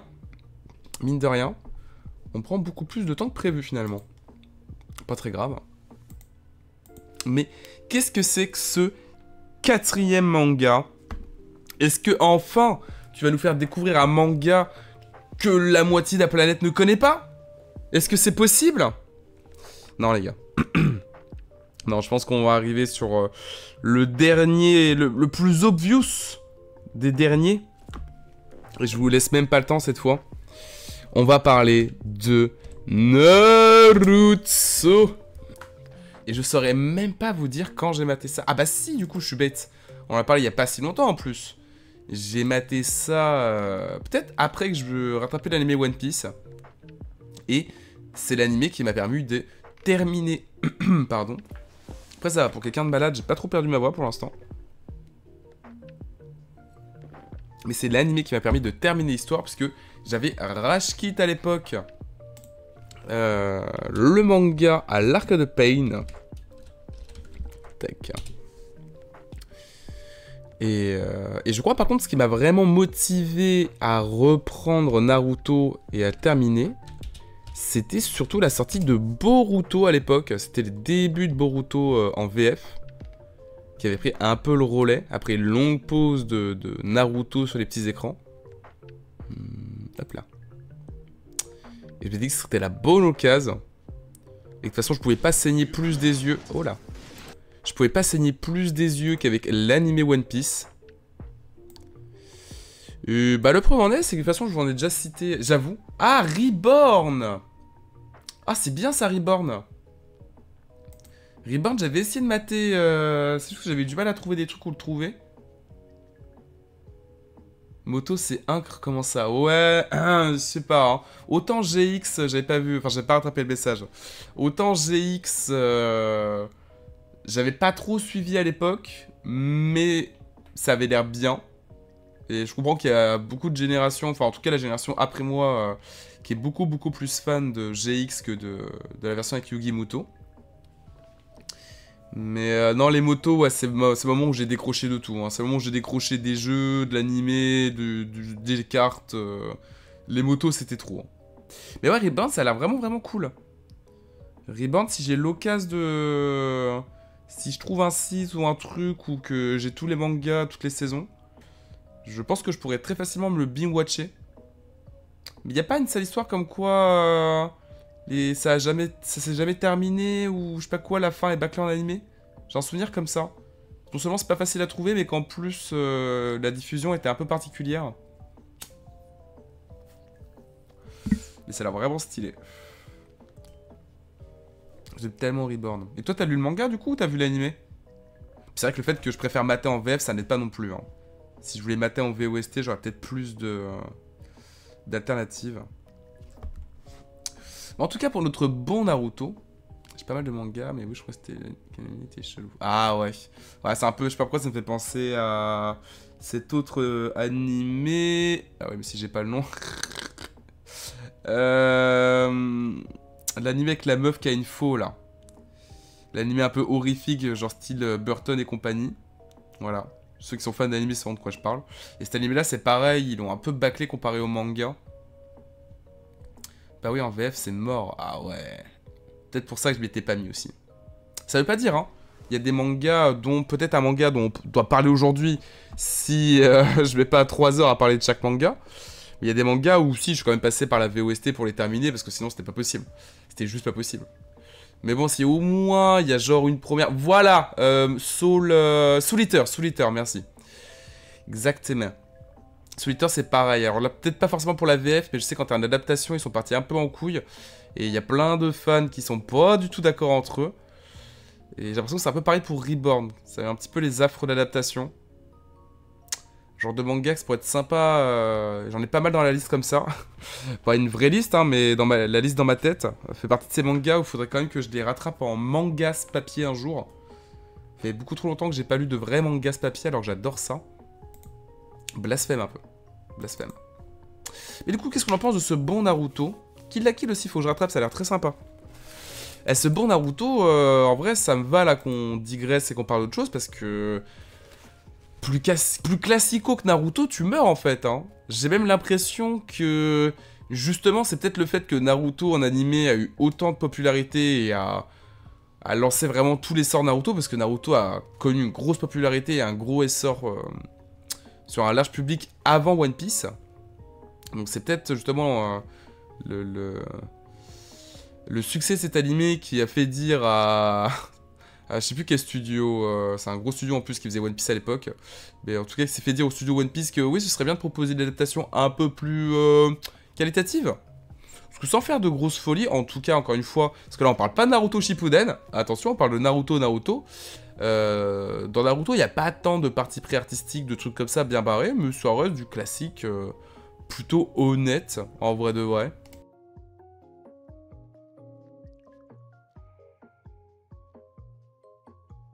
Après, ça fait partie... quand même, c'est vrai que je l'ai maté une seule fois en animé. Parce que j'allais vous dire également...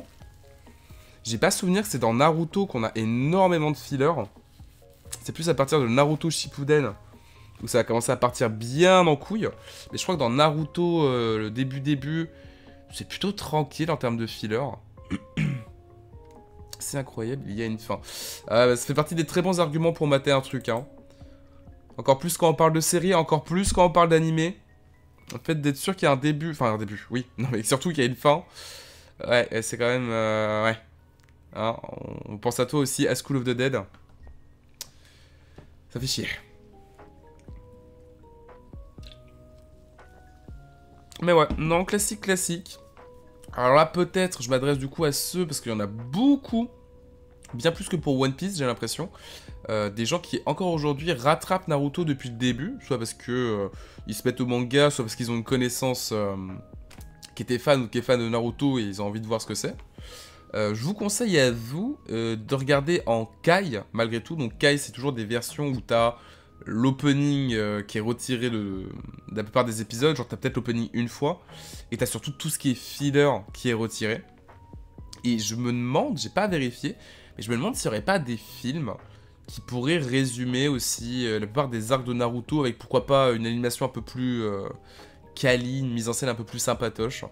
Vu la popularité du manga, ça m'étonnerait pas tant que ça. Peut-être que en VOST-FR, mais je pense que vous avez moyen de vous trouver ça. Et au pire, voilà, vous avez bon vieux classique animé qui en plus est disponible très facilement, je crois, sur Netflix et compagnie. Enfin, c'est vraiment pas l'animé le plus inaccessible que je vous citerai dans cette série, en tout cas. Clairement pas. Puis je pense qu'on va pouvoir passer... Attends, d'ailleurs, je vous ai mis du Naruto Shippuden pour illustrer du Naruto, mais bon, c'est pas grave. Ainsi va la vie. De toute façon, on parlera de Naruto Shippuden que dans un prochain podcast sur cette même thématique. Et on va pouvoir passer directement au 5e animé, je pense. Ouran High School Host Club. Il y a Code Geass aussi. Alors, au Code Geass, je connais. J'ai jamais rattrapé, mais c'est vrai que Code Geass fait partie de ces animés, je sais pas pourquoi. Quand la plupart des gens en parlent, c'est pour spoiler la fin. Donc, je battrai quand même un jour, mais ça va être difficile pour moi d'oublier la fin, vu que tout le monde la spoil à chaque fois. Et ça me dit rien, par contre, Ouran High School Host Club. Inconnu au bataillon.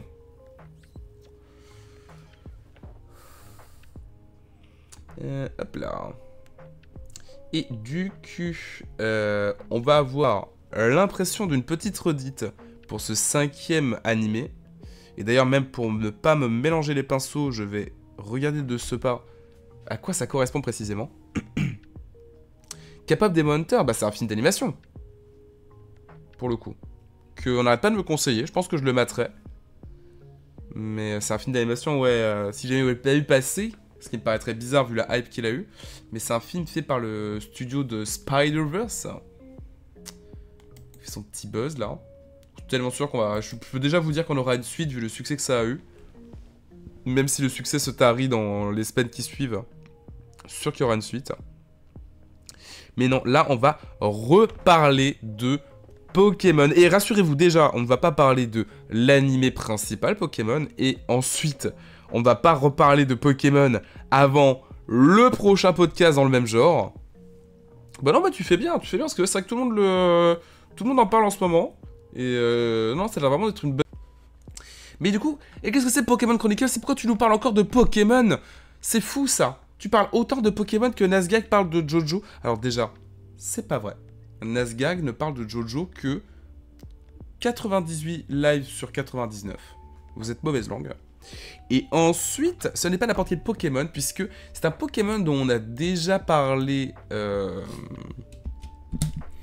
dans le fameux podcast où moi je vous parlais de Pokémon Origins. Mais c'était Soyanka qui l'avait cité. Et en fait, c'est d'ailleurs un peu cette série qui est une prémisse des web-séries qui sont sorties après, puisque c'est une série spin-off, et qui va plutôt reprendre l'univers vraiment des jeux que de la série principale, ce qui fait qu'on va retrouver beaucoup de personnages de la série principale, mais dans des versions beaucoup plus fidèles à leurs homologues vidéoludiques, et dans des courts épisodes, pas forcément, dans des épisodes d'une vingtaine de minutes quand même, mais surtout des épisodes qui ne se suivent pas forcément. Donc, il me semble, et de ce que j'ai vu il y a quelques instants, c'est principalement des épisodes qui vont tourner autour des 2 premières générations, peut-être des 3... Attends, elle est sortie quand la série? Ah oui, 2002-2004, donc non, ça va être les 2 premières générations, je pense. Je pense. Mais contrairement du coup à la série dont je vous avais parlé avant, vu que là c'est des épisodes de 20 minutes, vous allez vraiment avoir des épisodes vraiment complets avec un vrai scénar, entre parenthèses, donc qui vont permettre d'approfondir beaucoup plus l'univers. Et série qui peut être, encore une fois, c'était mon argument pour beaucoup de trucs dont je vous ai parlé aujourd'hui, mais très rafraîchissant pour ceux qui ont un petit peu marre de l'animé Pokémon classique qui, ne semblerait-il, n'a pas tant de rapport que ça avec les jeux, du moins en termes de stratégie et tout ça.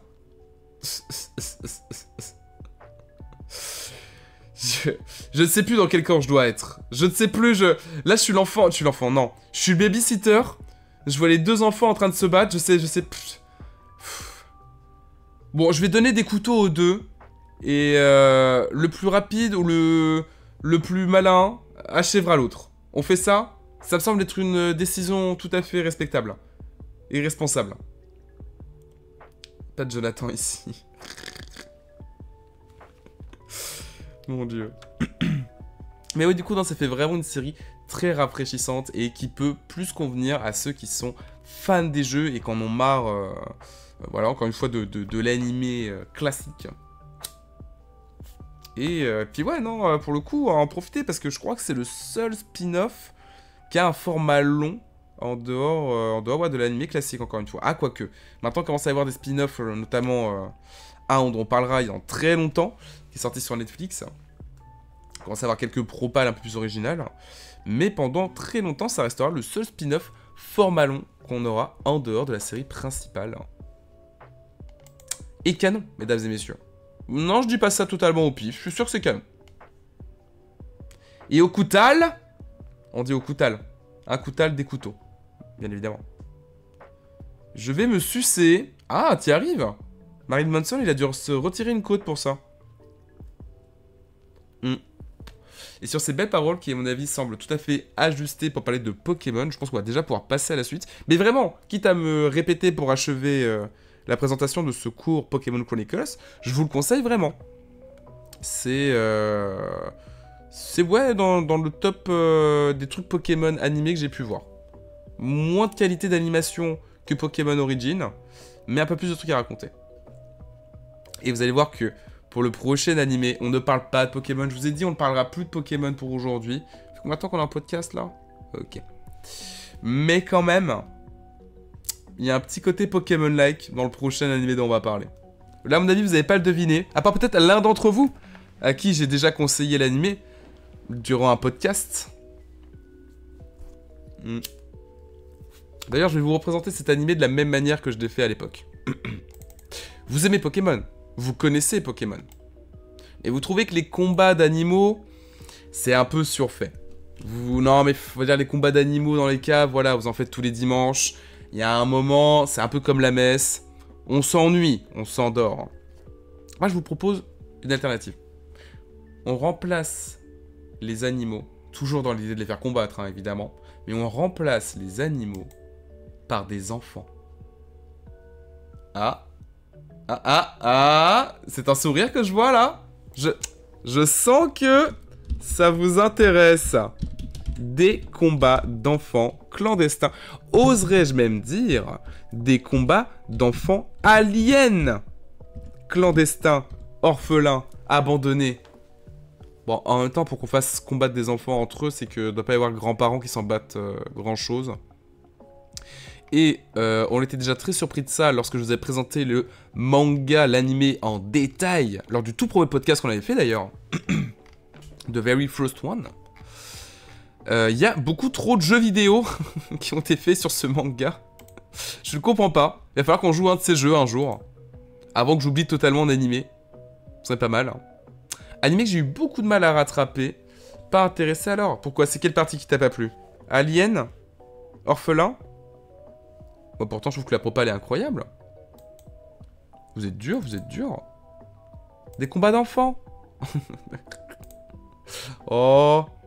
Mais du coup, un animé que j'ai commencé il y a très longtemps. Bah, en fait, j'ai commencé il y a tellement longtemps qu'à la base, je l'avais commencé en mangas. J'avais je sais plus, une petite dizaine de tomes, un truc comme ça. Et après, quand j'ai arrêté d'acheter des mangas, ou même d'avoir des parents qui achètent des mangas, je me suis mis un peu aux animés pour attraper tous ces mangas que j'ai pas pu terminer, dont ce Zatch Bell, qui a eu que la moitié traduite en VF et dont les épisodes étaient super durs à trouver, même en VOSTFR.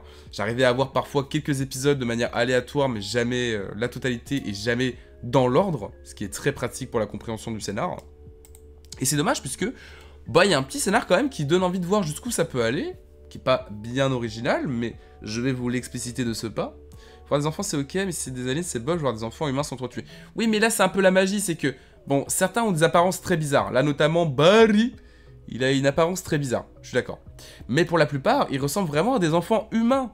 Donc si tu plisses un peu les yeux comme ça et que t'écoutes juste des petits bruits d'enfants en train de souffrir et se battre, l'illusion est parfaite.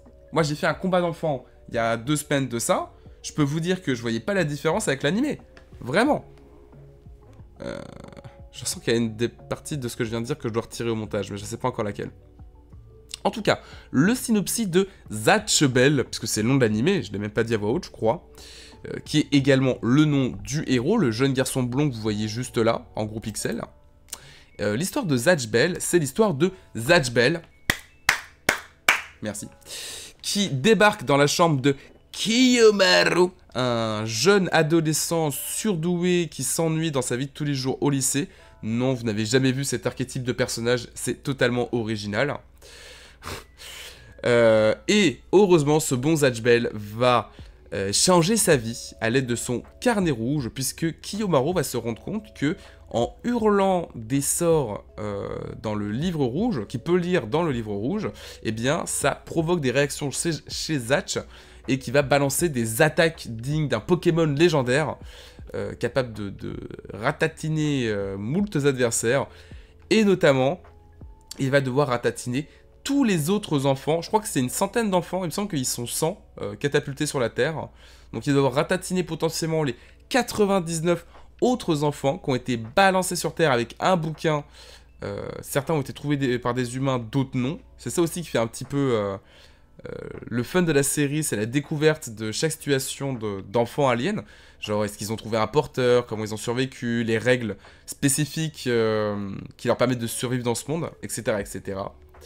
Et puis, essayer de voir avec lesquels ils pourraient peut-être s'allier, ceux qui voudraient pas se battre, puisque à la clé de ce Battle Royale, on peut appeler ça comme ça, le seul survivant, sachant que je crois qu'ils meurent pas vraiment, normalement ils sont censés juste revenir sur leur planète d'origine quand leur livre est brûlé. Mais ils peuvent aussi décider de s'entretuer, hein. Mais le but, c'est juste de brûler le livre de son adversaire, normalement. Et le but, c'est qu'il ne reste plus qu'un enfant avec son livre, qui deviendra le prochain roi des aliens, mes amis. Ils sont où les combats? Pour le coup, il y a pas mal de combats dans l'animé. Alors, je vais pas vous dire c'est les meilleurs combats ever. On n'est pas loin de combats de Pokémon. Bah, des combats de Pokémon où le porteur, le dresseur, participe un peu quand même. Il y a un peu plus de participation du dresseur que pour des Pokémon-like. Oh, ça a l'air bordélique le gameplay. Hein. Mais là, non, quand même, il y a pas mal de combats. Par contre, je vais pas vous spoiler la fin. Mais la fin est probablement... J'aurais peut-être pas le dire. Du coup, ça donne pas encore moins envie de mater, plutôt. Mais la fin est une des plus déceptives que j'ai eu ever sur un animé. J'ai mis beaucoup trop de temps à pouvoir terminer cet animé. Et la fin ne m'a pas donné la satisfaction que j'attendais après tant d'années. Très honnêtement. Donc, je pense que Zatch Bell est dans le top 3 des mangas qu'il va falloir que je rattrape en mangas pour essayer d'effacer ce mémoire, ce souvenir horrible. Enfin, horrible. Surtout très mauvaise fin. Très très décevante. Mais voilà, si je vous avez curiosité, ne serait-ce que de mater le premier ou quelques épisodes au pif. Petite série très fun, un peu barrée, surtout une série humoristique plus que une série épique shonen. Même si ça repose là-dessus. Vous n'allez pas aller voir... je vous l'ai déjà dit, mais les plus grandes séquences de combat, d'animation ou de bravoure dans ce manga. Mais un petit manga fort sympa. Et tout public. Il me semble qu'il n'y a pas de blague trop limite ou d'ultra violence. Donc normalement un petit manga shonen que vous pouvez mater avec le petit cousin ou si jamais il y a de la mif qui entend ce que vous matez. Ça devrait le faire. Pour ceux qui regardent en VF, tout du moins. Je me doute que sinon votre MIF ne comprend pas trop le japonais. Et puis je pense qu'on va pouvoir passer de ce pas au mangas d'après. En tout cas, ouais, il me semble... Regarde la cam sur ton écran. Quoi? Quoi? Ah, tu veux dire le combat sur la cam? C'est ça? Il y a un combat derrière moi? Seulement. Ce serait beau, ça. C'est l'étape prochain des streams. Peut-être en mode des acteurs déguisés derrière, là. Ce serait pas du tout cringe.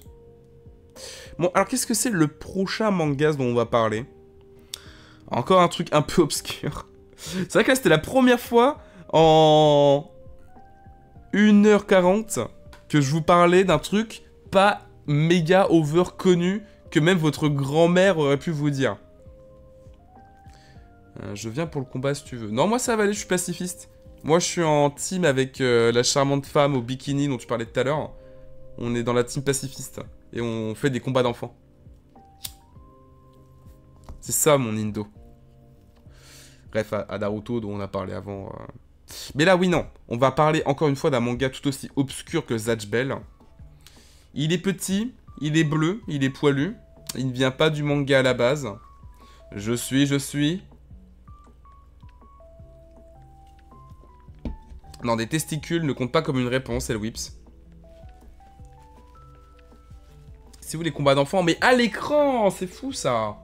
Je vous offre des combats d'enfants depuis tout à l'heure et vous en profitez même pas. Bon, il est un peu moche, cet enfant. C'est vrai qu'il mérite de se faire taper dessus, cet enfant.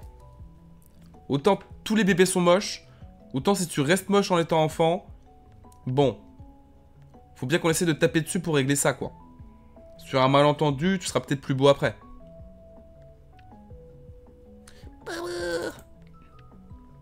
Allez, je vous aide parce que vraiment, c'est pas facile. C'est pas facile, mais est-ce que vous saviez qu'il y a un mangas, que dis-je? Qu'il y a des mangas Sonic. Eh ouais, t'es où Mario, toi? Ils sont tes mangas? Eh ben, t'en as pas. Enfin, si sûrement t'en as, mais... ça doit être beaucoup plus obscur. Mais là, non. Nous allons parler de Sonic, et même nous allons parler de... Sonic. Ta mère, fallait que je le fasse. Sonic X. Donc pas la première série Sonic des années 80. Pas une des nombreuses séries plus ou moins récentes sorties en 3D Sonic. Mais vraiment un manga. D'ailleurs je me rappelle plus du studio, mais c'est un studio pas dégueulasse qui fait ça. sorti entre 2003 et 2006. C'est pas facile. Obscur parce que dans ton cul... Alors non, je ne me tape pas de hérisson anthropomorphique. Malheureusement. D'ailleurs, je vous invite, si vous êtes hérisson anthropomorphique, à m'envoyer un MP sur ma page. Je me tape des animaux.fr, arrobase... poil. Point feur. Point feur. Mais là n'est pas le sujet. MP s'y est intéressé. Pourquoi je regarde mon carnet? J'arrête pas de regarder mon carnet comme s'il y avait des notes dedans. Non, je vous parle de Sonic X. Et encore une fois, dommage que je ne puisse pas vous illustrer pour la sécurité de ce podcast, précisément de quelle série on parle. Mais une série que je trouve pas dégueu en termes d'animation, honnêtement. On n'est pas sur du chef-d'œuvre. Encore une fois, on n'est pas sur la série qui va te proposer des parties pris jamais vus ailleurs. Mais on est sur un truc vraiment honnête et avec un scénario original. En même temps, ça aurait été compliqué de reprendre le scénar des jeux pour les avoir fait il y a pas si longtemps. J'ai un pote s'il veut, il a des potes Fury. Ah. MP. Ah, je vais recevoir des MP chelous, moi. Ah, l'amour de la vanne, mais des fois... Oula. Et du coup, ce Sonic X nous propose une histoire originale qui commence avec encore ce bon vieux Robotnik, encore à Green Hill Zone, qui cherche encore à foutre la merde. Et cette fois, il va littéralement, à cause d'une expérience qui va mal tourner, téléporter Sonic et tous ses shitty friends sortis à l'époque, puisque là, on est quand même en 2003-2006, comme je vous disais. Donc vous allez avoir droit à du rouge, du shadow et compagnie. Il va tous les téléporter dans, je vous donne dans mille, le monde des humains. Et on va suivre du coup la petite team qui va repousser les assauts de Robotnik à travers les années, aidé par Chris, un humain qu'ils vont rencontrer là-bas, un fils de riche, ce qui va pas mal les aider parce que du coup ils vont pouvoir squatter le manoir pour se cacher et utiliser les ressources financières, notamment pour Tails, qui va pouvoir bidouiller plein de machines et contrer Robotnik. Et on va avoir le droit du coup, c'est vraiment le synopsis de base pour que après toute la série puisse totalement s'étendre, chaque épisode proposant une petite histoire originale qui se boucle en général à la fin de l'épisode. On a quand même un fil rouge sur le fait que, oui, Sonic et ses amis cherchent à retourner à Green Hill Island. Et il me semble que c'est à l'aide des émeraudes du chaos, pour changer. Donc on va avoir quand même ce fil rouge, de temps en temps ils vont trouver une émeraude du chaos sur les 8, leur permettrant de rentrer à la maison. Mais bon, je me rappelle plus précisément de tous les tenants aboutissants du scénario de la série, mais quelque chose me dit que si besoin est, ils auraient très bien pu imaginer qu'à un moment ou à un autre, toutes les émeraudes du chaos soient volées, ou alors elles sont toutes récupérées d'un coup. Bon, le but, surtout d'avoir la liberté, comme je vous dis, de pouvoir placer 1 milliard de fillers et de petites aventures autosuffisantes entre deux. Je crois qu'il y a quand même pas mal d'épisodes, en vrai, sur ces 3 saisons sorties. Ça m'étonnerait pas qu'il y ait une centaine d'épisodes. Et ouais, encore une fois, petite série nostalgique en vrai. Compliqué de vous dire que c'est une série très qualitative, même si j'aurais quand même tendance à dire, je la trouve un peu plus qualitative que la plupart des séries récentes en 3D liées à Sonic. Mais petite série, ouais, plutôt honnête. Limite, faudrait que je la remate un jour, en vrai de vrai. Bon, en bruit de fond, comme j'ai pu le faire pour certaines séries par nostalgie. Mais pour faire en tout cas, ouais, comme je disais, le comparo avec des séries plus récentes, dont certaines j'ai un peu subi, je pense qu'il y a peut-être un peu plus d'intérêt à mater celle-ci. Notamment même la série d'avant que j'ai pas du tout rattrapée. Ça avait l'air vraiment de s'adresser à un très très jeune public. Je parle de la série des années 80. Donc là, à part la nostalgie de ceux qu'on vu à l'époque, je suis vraiment pas sûr qu'il y avait de réelle plus-value. Non, j'aime bien ce petit Sonic X. Et presque déçu qu'il n'y ait jamais eu, pourquoi pas, l'opportunité de transposer un peu en jeu. Il me semble pas qu'il y ait eu des jeux qui reprennent notamment Chris et tout ce lore-là dans le monde des humains. En tout cas, cette fois-ci où il est passé dans le... Donc, qu'est-ce que c'est Black Lagoon? Eh bien, c'est une très bonne question, Thierry. Très très bonne. De ce que je me rappelle, on suit, du coup, au début de l'animé, le jeune garçon qu'on a vu là en chemise blanche, qui est un employé de bureau, tout ce qu'il y a de plus classique et chiant. Évidemment, ça se passe au Japon. Jusqu'au jour où il va faire la rencontre, ou plutôt qu'il va tomber malencontreusement sur la jeune femme que l'on voit là. Je ne me rappelle d'absolument aucun nom, d'accord? Donc, On va appeler le garçon Chemise Blanche. Et elle, on va l'appeler Flingue. Voilà. Les personnages s'appellent Chemise Blanche et Flingue. Ça aurait pu être pire comme nom. J'aurais pu lui trouver un nom bien pire que ça, la femme. Et du coup, Flingue fait un peu partie de son propre groupe de terroristes. Je crois qu'eux-mêmes se décrivent comme ça. Et ils sont missionnés du coup pour des missions extrêmes et en général très très bien rémunérées vu ce qu'on leur demande de faire. Mais comme vous le voyez, c'est un manga extrêmement sanglant, violent. On n'est pas là pour simuler le piou-piou et qu'au final personne se fasse toucher. Là on est vraiment là pour mettre des sales balles dans le crâne de tout ce qui bouge. Et si jamais ça suffit pas, voilà, se la mettre à coups d'armes blanches ou de techniques toujours plus extraordinaires. Malgré que le manga s'ancre quand même dans une réalité, j'allais dire terre à terre. En fait, les thématiques que ça aborde, tous les enjeux politiques, les trucs comme ça, les arcs narratifs qui vont avoir à régler, voir les antagonistes en général. En fait, les antagonistes, en dehors de ceux qui combattent, parce que oui, quand ils se combattent, c'est vrai que c'est un peu what the fuck. Mais les vraies grosses menaces de la série, c'est plus souvent des personnes voilà, assez réalistes, des conflits entre États, des choses comme ça. Et au milieu de ça, on va suivre, alors oui, beaucoup de cul, au passage, entre parenthèses. On va suivre du coup ce jeune employé de bureau qui va être plus ou moins par la force des choses obligé de les suivre dans leur mission, et essayer d'ailleurs d'essayer de se rendre utile, parce que on va vite se rendre compte que comparé aux membres de cette petite organisation criminelle, bah lui il a pas forcément beaucoup d'atouts, beaucoup de connaissances, c'est pas un homme de terrain quoi. Donc il va apprendre sur le tas, s'il survit, vous verrez ça par vous-même. Et on va les suivre comme ça, je sais plus jusqu'où ça mène, je suis désolé, je vais pas m'amuser à vous dire de la merde non plus. Je sais plus où va après cette situation initiale, le manga, l'animé n'étant pas très très long, je pense pas qu'il y a beaucoup de bifurcations et d'arcs narratifs déconnectés du fil rouge. Mais voilà, on va suivre ce petit trio de choc, je crois qu'il y a d'autres personnages qui les rejoindront en cours de route, soit temporairement ou sur le long terme. Mais en tout cas, on va suivre ce trio de choc de base à travers leur mission. Et là, bon, je pense que c'est un des premiers mangas pas trop connus où je peux vous assurer qu'en termes d'animation, de chorégraphie de combat, de scènes spectaculaires, vous allez avoir de quoi manger.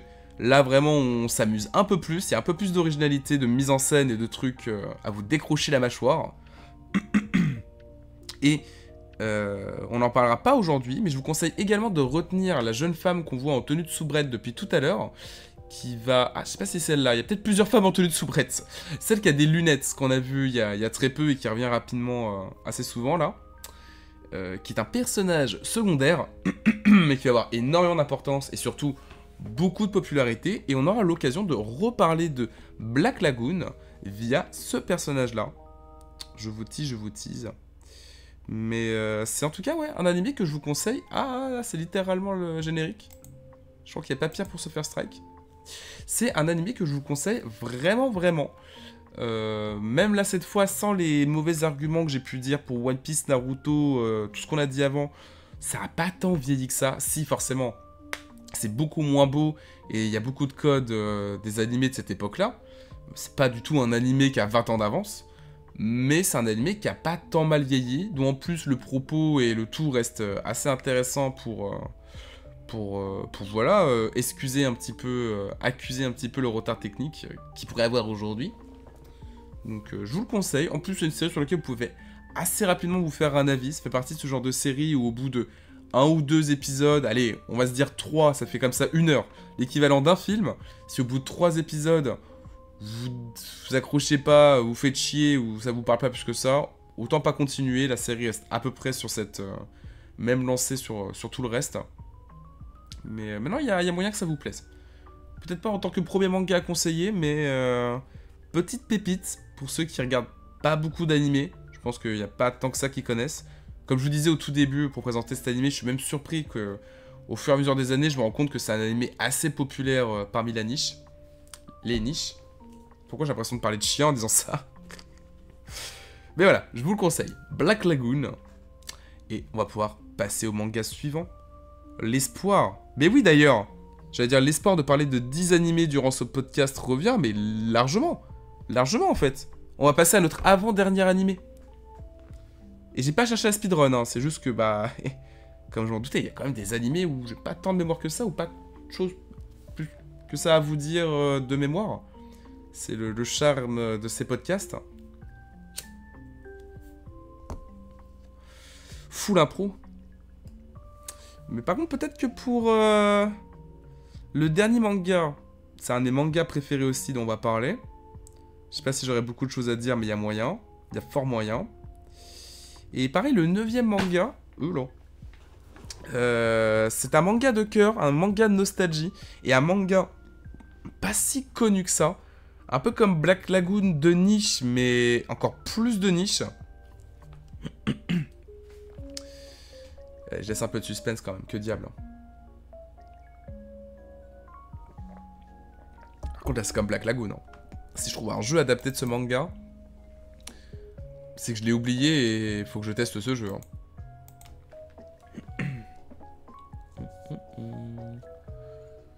Hop là. Je vais vous parler d'un animé qui s'appelle Morchen Awaken Romance, ou de son petit diminutif Mère, écrit comme ça. Oui, il a trouvé. Il a trouvé, c'est ça. Ou Mère Even, à la limite.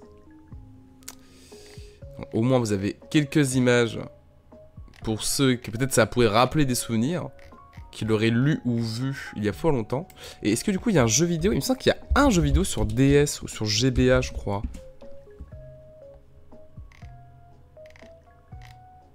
Non? À te sûr? Et si je mets Marchen Awaken Romance? C'est vrai qu'il a un peu un nom à coucher dehors. Hein.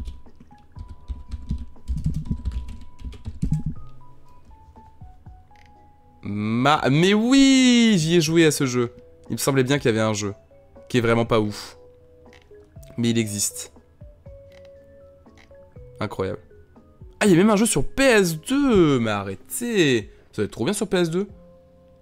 C'est un jeu de combat, c'est trop bien. Parce que, qu'est-ce que c'est Marchen Awaken Romance? Alors, on va relancer un truc dont on a déjà parlé tout à l'heure. Et là, pour le coup... j'ai vraiment lu et vu les deux versions jusqu'au bout. Et comme je vous l'ai dit, c'est un manga de cœur, donc je suis un peu plus investi. Mais ça va pas. Là, en termes d'adaptation, ça va pas du tout, ma chérie. C'est dégueulasse ce qu'ils nous ont fait. Puisque Marchen Awaken Romance, l'histoire de base, c'est un jeune humain qui s'appelle... Je sais plus. Il s'appelle, je sais plus, Ginta. Il s'appelle Ginta. Waouh, c'est sorti du plus profond. Et les autres, c'est Snow et Jack. Oh là, quand je me suis rappelé de ça. Donc, le bon Ginta, qui est un jeune humain, va se retrouver isekai dans un incroyable autre monde, digne des plus grandes épopées de fantasy. Et il va rencontrer... plein d'étranges créatures, parce que tout semble avoir une âme dans ce monde fantastique. Mais surtout, il va tomber sur ce qui semble être une arme légendaire, et elle ne l'est pas pour rien, puisque c'est la seule arme au monde vivante. Et merci Nasgag pour la virgule mise en avant. Quelle joie. Kama. C'est du coup la seule arme dans ce monde magique vivante qui n'est pas seulement douée de parole, mais qui a sa propre conscience.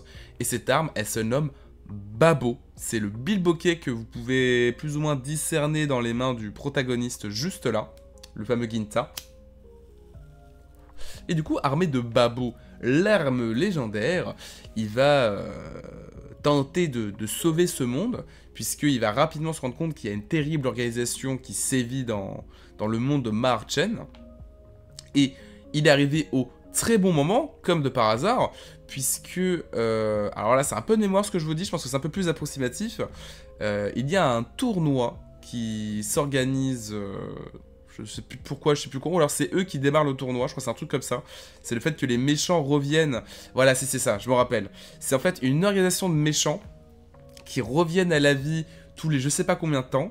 Et du coup, il y a déjà un humain qui leur avait pété la margoulette il y a quelques années de ça, avant que Ginta arrive dans ce monde. Mais là, Ginta arrive comme de par hasard au moment où les méchants reviennent à la vie. Et une fois que tous les méchants seront revenus à la vie, donc le boss y compris, un grand tournoi se déclare sous forme de guerre. En fait, c'est une guerre qui se déclare sous forme de tournoi. Et tous les membres de cette organisation doivent affronter des héros choisis au préalable par le royaume pour décider de qui va envahir l'autre, en fait. Est-ce que les méchants vont prendre le pouvoir? Et donc vous avez, je crois que le manga comptait une quinzaine de volumes. Ouais, ça, 15 volumes.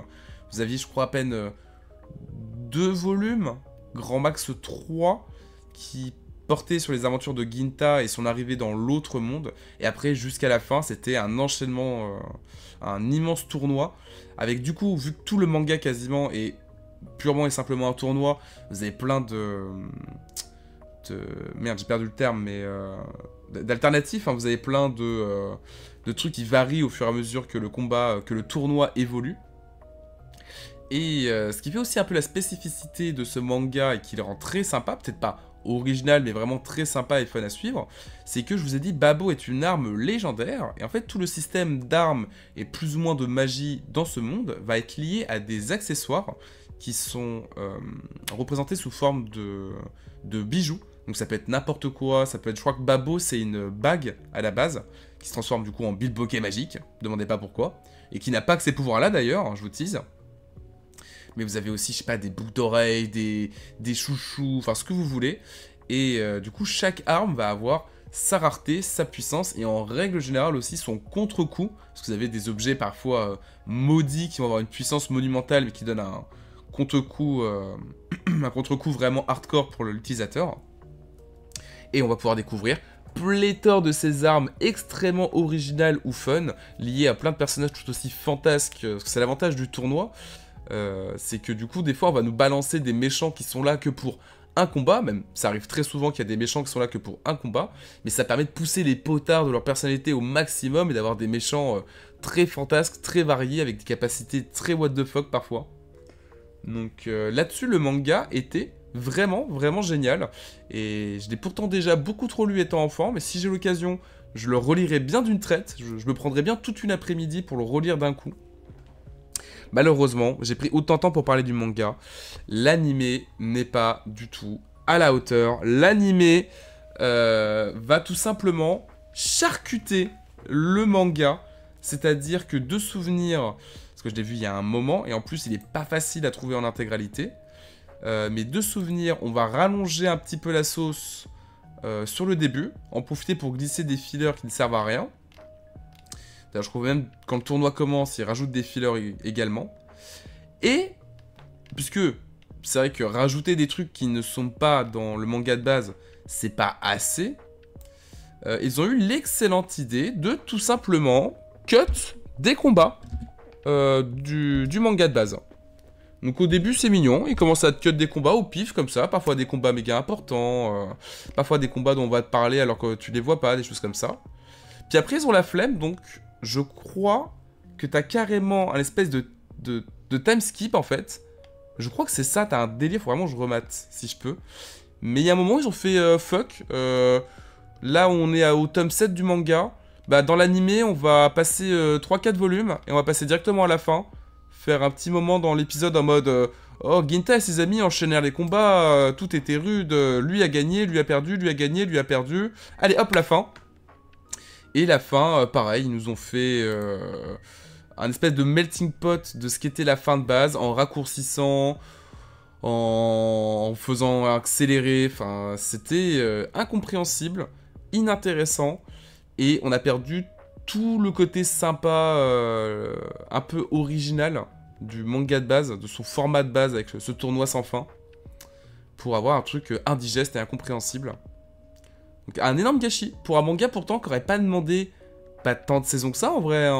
Je sais pas combien d'épisodes fait l'animé, mais je pense qu'en grand max 50-60 épisodes ça pouvait se boucler largement. Et ouais non, ils ont un peu gâché, c'est méchant ce que je dis, mais ils ont un peu gâché un truc qui était difficile à ne pas réussir quand même quoi. C'était un peu offert sur un plateau d'argent, ils ont quand même réussi à mal le faire. J'étais un peu beaucoup dégoûté, surtout comme je vous dis, c'est un manga que j'aime beaucoup de base, sur lequel j'ai de très bons souvenirs. Et un manga qui, en papier, aura connu une suite pas mal, quoi. Non, bah non, du coup. Non. Non, mal, très mal. Hein. Et manga qui aura connu une suite qui s'appelle Marchen Omega, que j'ai très peu lu, j'ai dû lire les 2 premiers volumes, mais apparemment ça met un peu plus de temps à démarrer que le manga de base, mais les thématiques sont beaucoup plus profondes et intéressantes. Ils n'ont pas reproduit l'idée de faire un tournoi qui s'étend sur tout le manga. Donc pareil, peut-être que je réessayerai un jour. Mais là, Marchen Omega n'a même pas eu droit à sa très mauvaise adaptation en animé. Je pense pouvoir dire...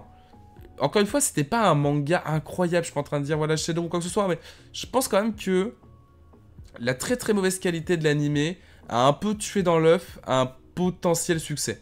Même si ça avait été un petit succès de niche, un petit succès voilà sur le court terme et tout, en mode oh c'était un bon manga de cette époque. Si l'animé avait été fait avec un peu plus de soin, mieux distribué, tout ça, ça aurait pu trouver son public. Je pense. Jojo. Ça marche. Bah des gros bisous Chris. Promis, la prochaine fois il y aura 98% moins de Jojo. Je sévirai. Je boirai moins d'eau. Attention. Mais la bonne nuit en tout cas. Merci beaucoup d'être passé. Avec plaisir. Et j'espère que j'ai pu te faire découvrir 1 ou 2 mangas parmi les 40 que tout le monde connaît dans le monde. Et que j'ai déjà cité.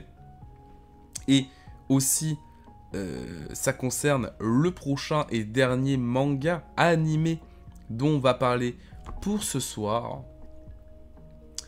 Vu qu'il a dit Jojo, j'arriverai pas à dormir. Oh non! Qu'est-ce que t'as fait, Nesgag? T'as pas honte?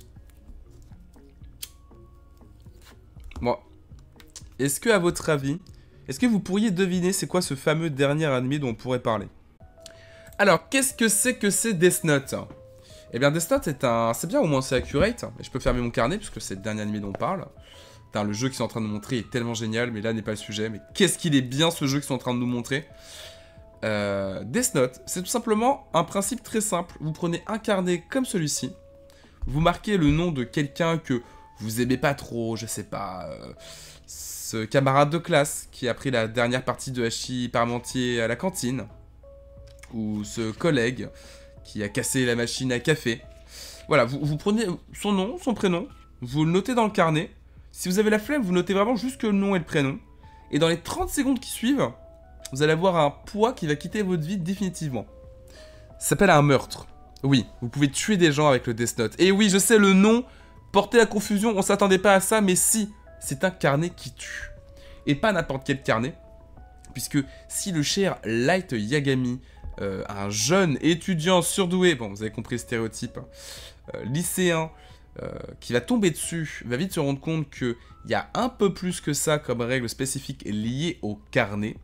Il va s'en suivre moultes et moultes péripéties où Light va un petit peu expérimenter les différents meurtres qu'il peut faire avec ce carnet, les différentes motivations, bonnes ou mauvaises, ce sera à vous de déterminer, que vont lui inspirer ce carnet. Et un petit peu le combat de justice, puisque il va très vite y avoir, et là je vous spoil les débuts de Death Note, mais il va très vite y avoir un antagoniste, protagoniste, du coup c'est à vous de voir. C'est vrai que Death Note fait partie de ces œuvres où, même si j'espère qu'on est tous d'accord pour dire que tuer des gens en masse c'est jamais bien, c'est quand même un manga qui peut soulever beaucoup de débats et où tout le monde peut avoir un peu son avis différent sur la morale des personnages. Donc difficile de dire, bon, si quand même, on peut tous dire que Light est le méchant dans le manga. En tout cas, difficile de dire vraiment au début qui est dans la pure vérité entre Light et son antagoniste. Mais voilà, il va y avoir un personnage qui va arriver pour contrebalancer, pour se mettre un peu en opposition. Mais si, c'est bien de tuer des gens, tout sauf des gens Peter. Tout sauf ça par contre.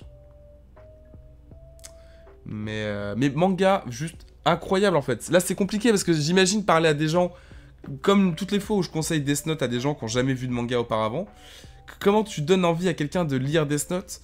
En vrai, l'œuvre à laquelle ça me fait le plus penser, c'est quand même Sherlock Holmes. C'est aussi le truc quand même le plus grand public auquel tu peux rapprocher ça pour attirer un autre public.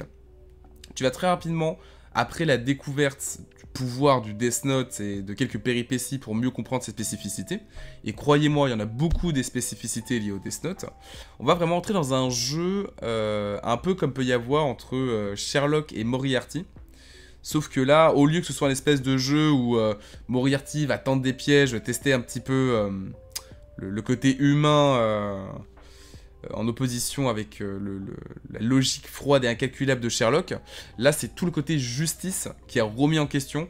Parce que, bon bah ça pareil, petit spoil, mais Light Yagami, c'est pour ça que je vous parle plus que c'est lui le méchant comme dans l'histoire, va vite se dire « Hey, qu'est-ce qui se passe si je commence à tuer tous les criminels ?» Ce qui comme ça, on se dit « Bah, c'est des criminels, c'est pas grave, c'est des mauvaises personnes. » Ah oui, mais la vie c'est un peu plus compliqué que ça quand même. C'est pas parce que c'est des personnes en marge de la société qui ont fait des mauvaises choses que faire des meurtres de masse comme il en a l'occasion avec le Death Note est forcément totalement hors de très répréhensible, quoi. Ça soulève des débats que elle va se faire un plaisir de confronter Light à ce sujet. Et c'est pour ça que c'est très intéressant de voir leur confrontation, que ce soit via des stratagèmes qu'ils font. Là, je vais vraiment rien dire, mais rien que le tout premier move de elle, du coup, la personne en opposition à Light, le premier move pour essayer d'identifier un peu plus qui pourrait être est un move de génie, et après, ils vont plus ou moins se répondre à partir de là, se renvoyer la balle métaphoriquement pour essayer de piéger l'autre. Notamment, après, je vais arrêter de dire, de spoiler l'intrigue du truc, mais en vrai, le combat, ça va être surtout pour elle de découvrir l'identité du tueur et savoir comment il tue des gens, parce que les gens, ils voient des gens mourir à l'appel, ils savent pas vraiment comment c'est possible.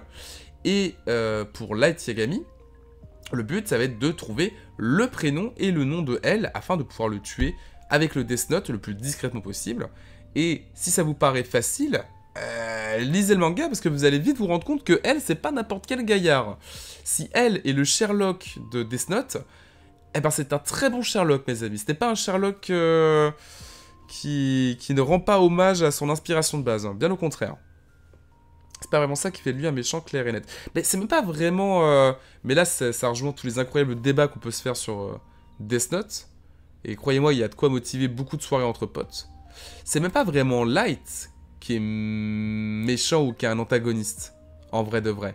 Et d'ailleurs, il y a un point... Vas-y, vu que j'ai réussi à parler de Death Note sans citer ce point, on va le garder pour la toute fin, en mode, tu sais, la carte Joker pour attirer des gens qui seraient pas tentés jusque-là. Mais Light n'est pas vraiment, il y a beaucoup de débats là-dessus, Light n'est pas vraiment l'antagoniste. Le vrai point déclencheur, l'élément perturbateur, le danger, le chaos de Death Note, c'est le Death Note. C'est juste le fait que c'est l'arme la plus dévastatrice, la plus... aveugle, la plus genre c'est, je sais pas si c'est encore une métaphore des armes atomiques, mais c'est vraiment, si le Death Note existait, ce serait la fin, les potes. Les yeux, mais c'est pour ça, tu vois, c'est pas les yeux dont je voulais parler en dernier truc, mais les yeux fait partie des mécaniques que vous allez apprendre au fur et à mesure du manga, qui, je vous rassure, toutes les mécaniques de Death Note ne vous sont pas balancées au début du manga en mode « Alors il y a ça, il y a ça, il y a ça, il y a ça ». Au contraire, Light va aussi les apprendre en même temps que vous en mode « Ah, mais attends, je peux faire ça. Ah, puis il y a ça aussi, hein, très intéressant ».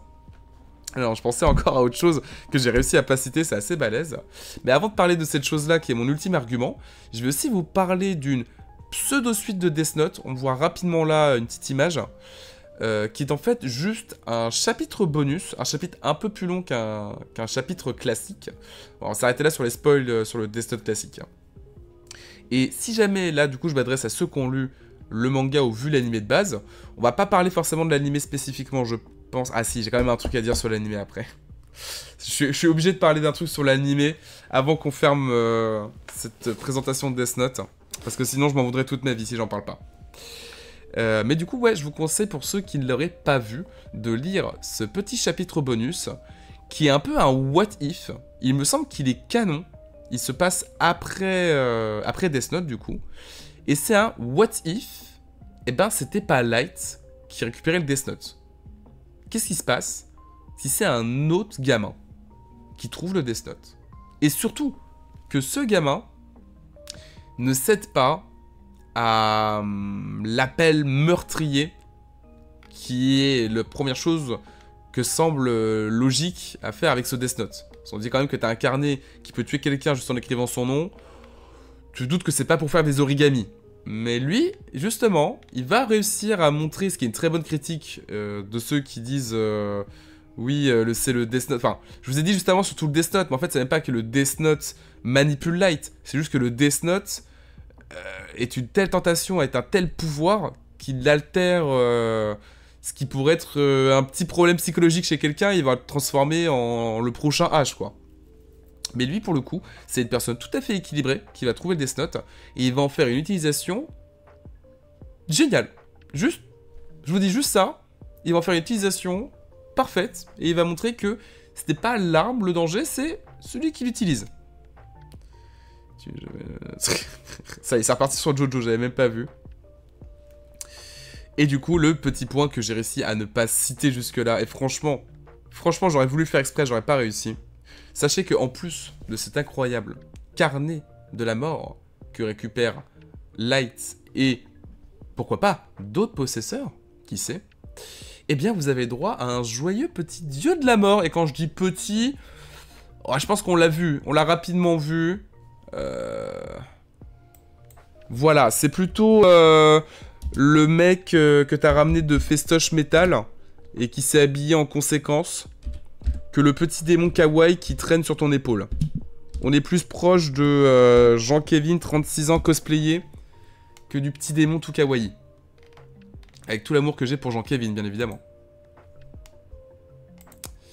Donc, oui, ça promet du lourd. Et est-ce que par là, je vous vends peut-être la solution à... Mais qui est le vrai méchant dans l'histoire? Est-ce que ce Ryuk, ce fameux dieu de la mort... a un impact sur Light? Je vous laisse lire le manga pour le découvrir.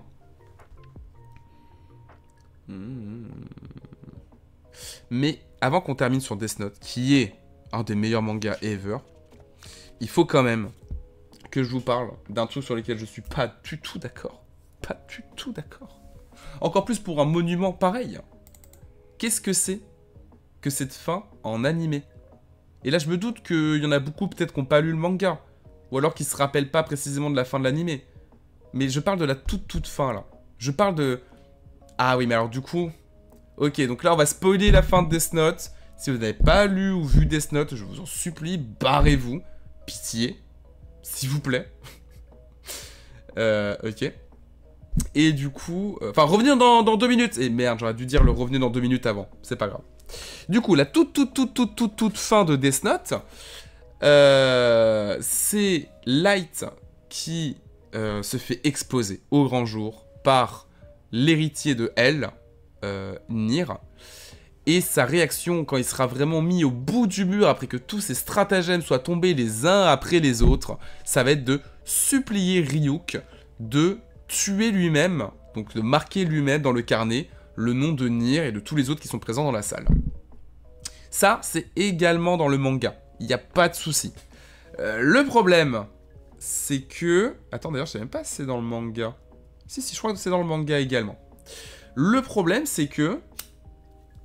Dans le manga, Ryuk fait semblant de s'exécuter à ce moment-là, note un nom, et on se rend compte au final qu'il lui annonce que c'est pas le nom des enquêteurs, c'est le nom de Light lui-même qui note, puisque Ryuk a terminé de s'amuser, Light a besoin de lui, donc ça signifie que Light, bah voilà, ne peut plus... il a fini son histoire, il n'y a plus rien pour continuer, donc il préfère l'abréger lui-même. Du coup, Light va avoir un peu une mort christique, comme ça, au sol, comme une vieille merde, mais une mort un peu christique. Alors que dans l'animé, il y a un long moment entre le moment où Light demande à Ryuk de noter les noms des enquêteurs et le moment où Ryuk va vraiment lui annoncer que c'est son nom à lui qu'il a noté. Ce qui fait qu'on a une espèce de scène trop bizarre que je me suis pas re-imposé depuis, où Light, pardon, je vais me concentrer un peu plus, où Light est en train de fuir comme une jeune demoiselle en détresse Ryuk en chialant, vraiment, en mode Yamete Kodasai. Et ça se termine là-dessus. Je crois même que tu le vois se péter la gueule au moment où, tu sais, il a son arrêt cardiaque. Enfin, il a une mort ridicule. Et ça gâche totalement toute l'intensité, même le côté horrifique. Parce que c'est un moment où, dans le manga, Ryuk devient terrifiant. On est en partie spoil, donc oui, je peux le dire maintenant. Et Ryuk, dans le manga, est pas terrifiant du tout, normalement. C'est même plutôt un comic relief qu'autre chose. Là, on a vraiment ce côté de... Tu comprends que c'est quand même un dieu de la mort, c'est quand même une personnalité... Enfin, c'est quand même une entité cosmique. Et que même s'il est très drôle et qu'il est là pour s'amuser à la base, si tu l'amuses plus, il a plus de raison de rire avec toi. Et ouais, là, on ouvre un peu plus la question de... Est-ce que Ryuk serait pas le réel antagoniste? Après, il y a encore plein de théories là-dessus, on va pas partir en couille maintenant. Mais il y a beaucoup de théories sur Ryuk, sur le rôle de dieu de la mort, comment on devient dieu de la mort, etc. etc. Mais ouais, tout cet impact, tout ce côté horrifique, tout ce grandiose, va être totalement détruit dans l'animé. Et si on en est là, il faut aussi qu'on parle d'une autre scène, qui n'est pas dans le manga à la base, et sur lequel Cinco prend un malin plaisir à toujours me la rappeler, alors qu'elle n'est pas dans le manga à la base. Il faut qu'on parle de elle qui lèche les pieds de Light. Il n'y a aucune excuse à ça. Écoutez-moi, il n'y a aucune excuse à ça. Ils ont fait de la merde, c'était de la merde, c'est du coup canon, je ne comprends pas et je refuse de l'accepter. Non, ça n'était pas dans le manga, ça n'existe pas. Et c'est un peu le problème de Death Note, et c'est un peu la morale finale de Death Note, c'est qu'on a un manga papier d'une justesse parfaite, incroyable, et pour autant, il y a beaucoup de choses liées à ce manga associées au nom Death Note, dont on doit ignorer l'existence pour notre santé mentale à tous. Beaucoup de choses. Oui, en ce moment, on a des PTSD qui passent dans la tête, je sais. Moi qui ai réussi à oublier cette scène, non mais, il fallait que j'en parle. Il fallait que j'en parle parce que si je me plaignais pas de ça, c'était l'occasion ou jamais. C'était maintenant. Pourquoi ils ont fait ça? Pourquoi ils ont fait ça? Y a rien à part exciter les jeunes japonaises. Il n'y avait rien qui justifiait de faire ça. Je suis anéanti.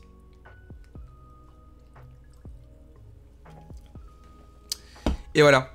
On est passé par tous les hauts, par tous les bas avec ce Death Note. Donc j'espère que pour ceux qui l'ont pas encore attrapé, vous allez vous y essayer un jour ou l'autre. Et que pour les autres, je vous ai rappelé des bons souvenirs, voire peut-être je vous ai donné envie de vous mater l'une des nombreuses adaptations ou de rouvrir vos vieux mangas. Mais plutôt content du coup. Je pense qu'on va pouvoir continuer sur cette lancée. Je sais pas si la prochaine fois qu'on fera ce genre de podcast, on continuera sur les animés ou si on passera à une autre catégorie. Pour vous dire, moi j'ai trié mes séries. J'ai une catégorie animation pas tout public, genre les American Dad et compagnie. Une catégorie animation tout public. Une catégorie manga. Je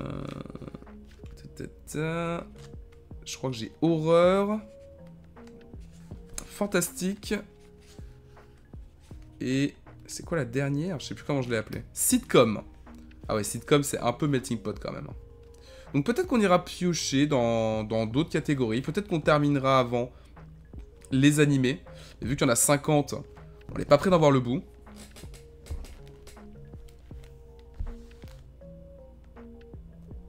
Alors j'ai compris ce qui se passe dans le chat, mais je vais faire semblant. Je vais faire semblant que j'ai pas compris. Mais très bonne répartie, hein. Très bonne répartie, Whips. En tout cas, merci beaucoup d'avoir suivi ce podcast, que ce soit des amis du direct ou de la VOD. J'espère que ça vous a plu, j'espère que je vous ai fait découvrir au moins quelques trucs ou quelques anecdotes sur des œuvres que vous connaissiez déjà.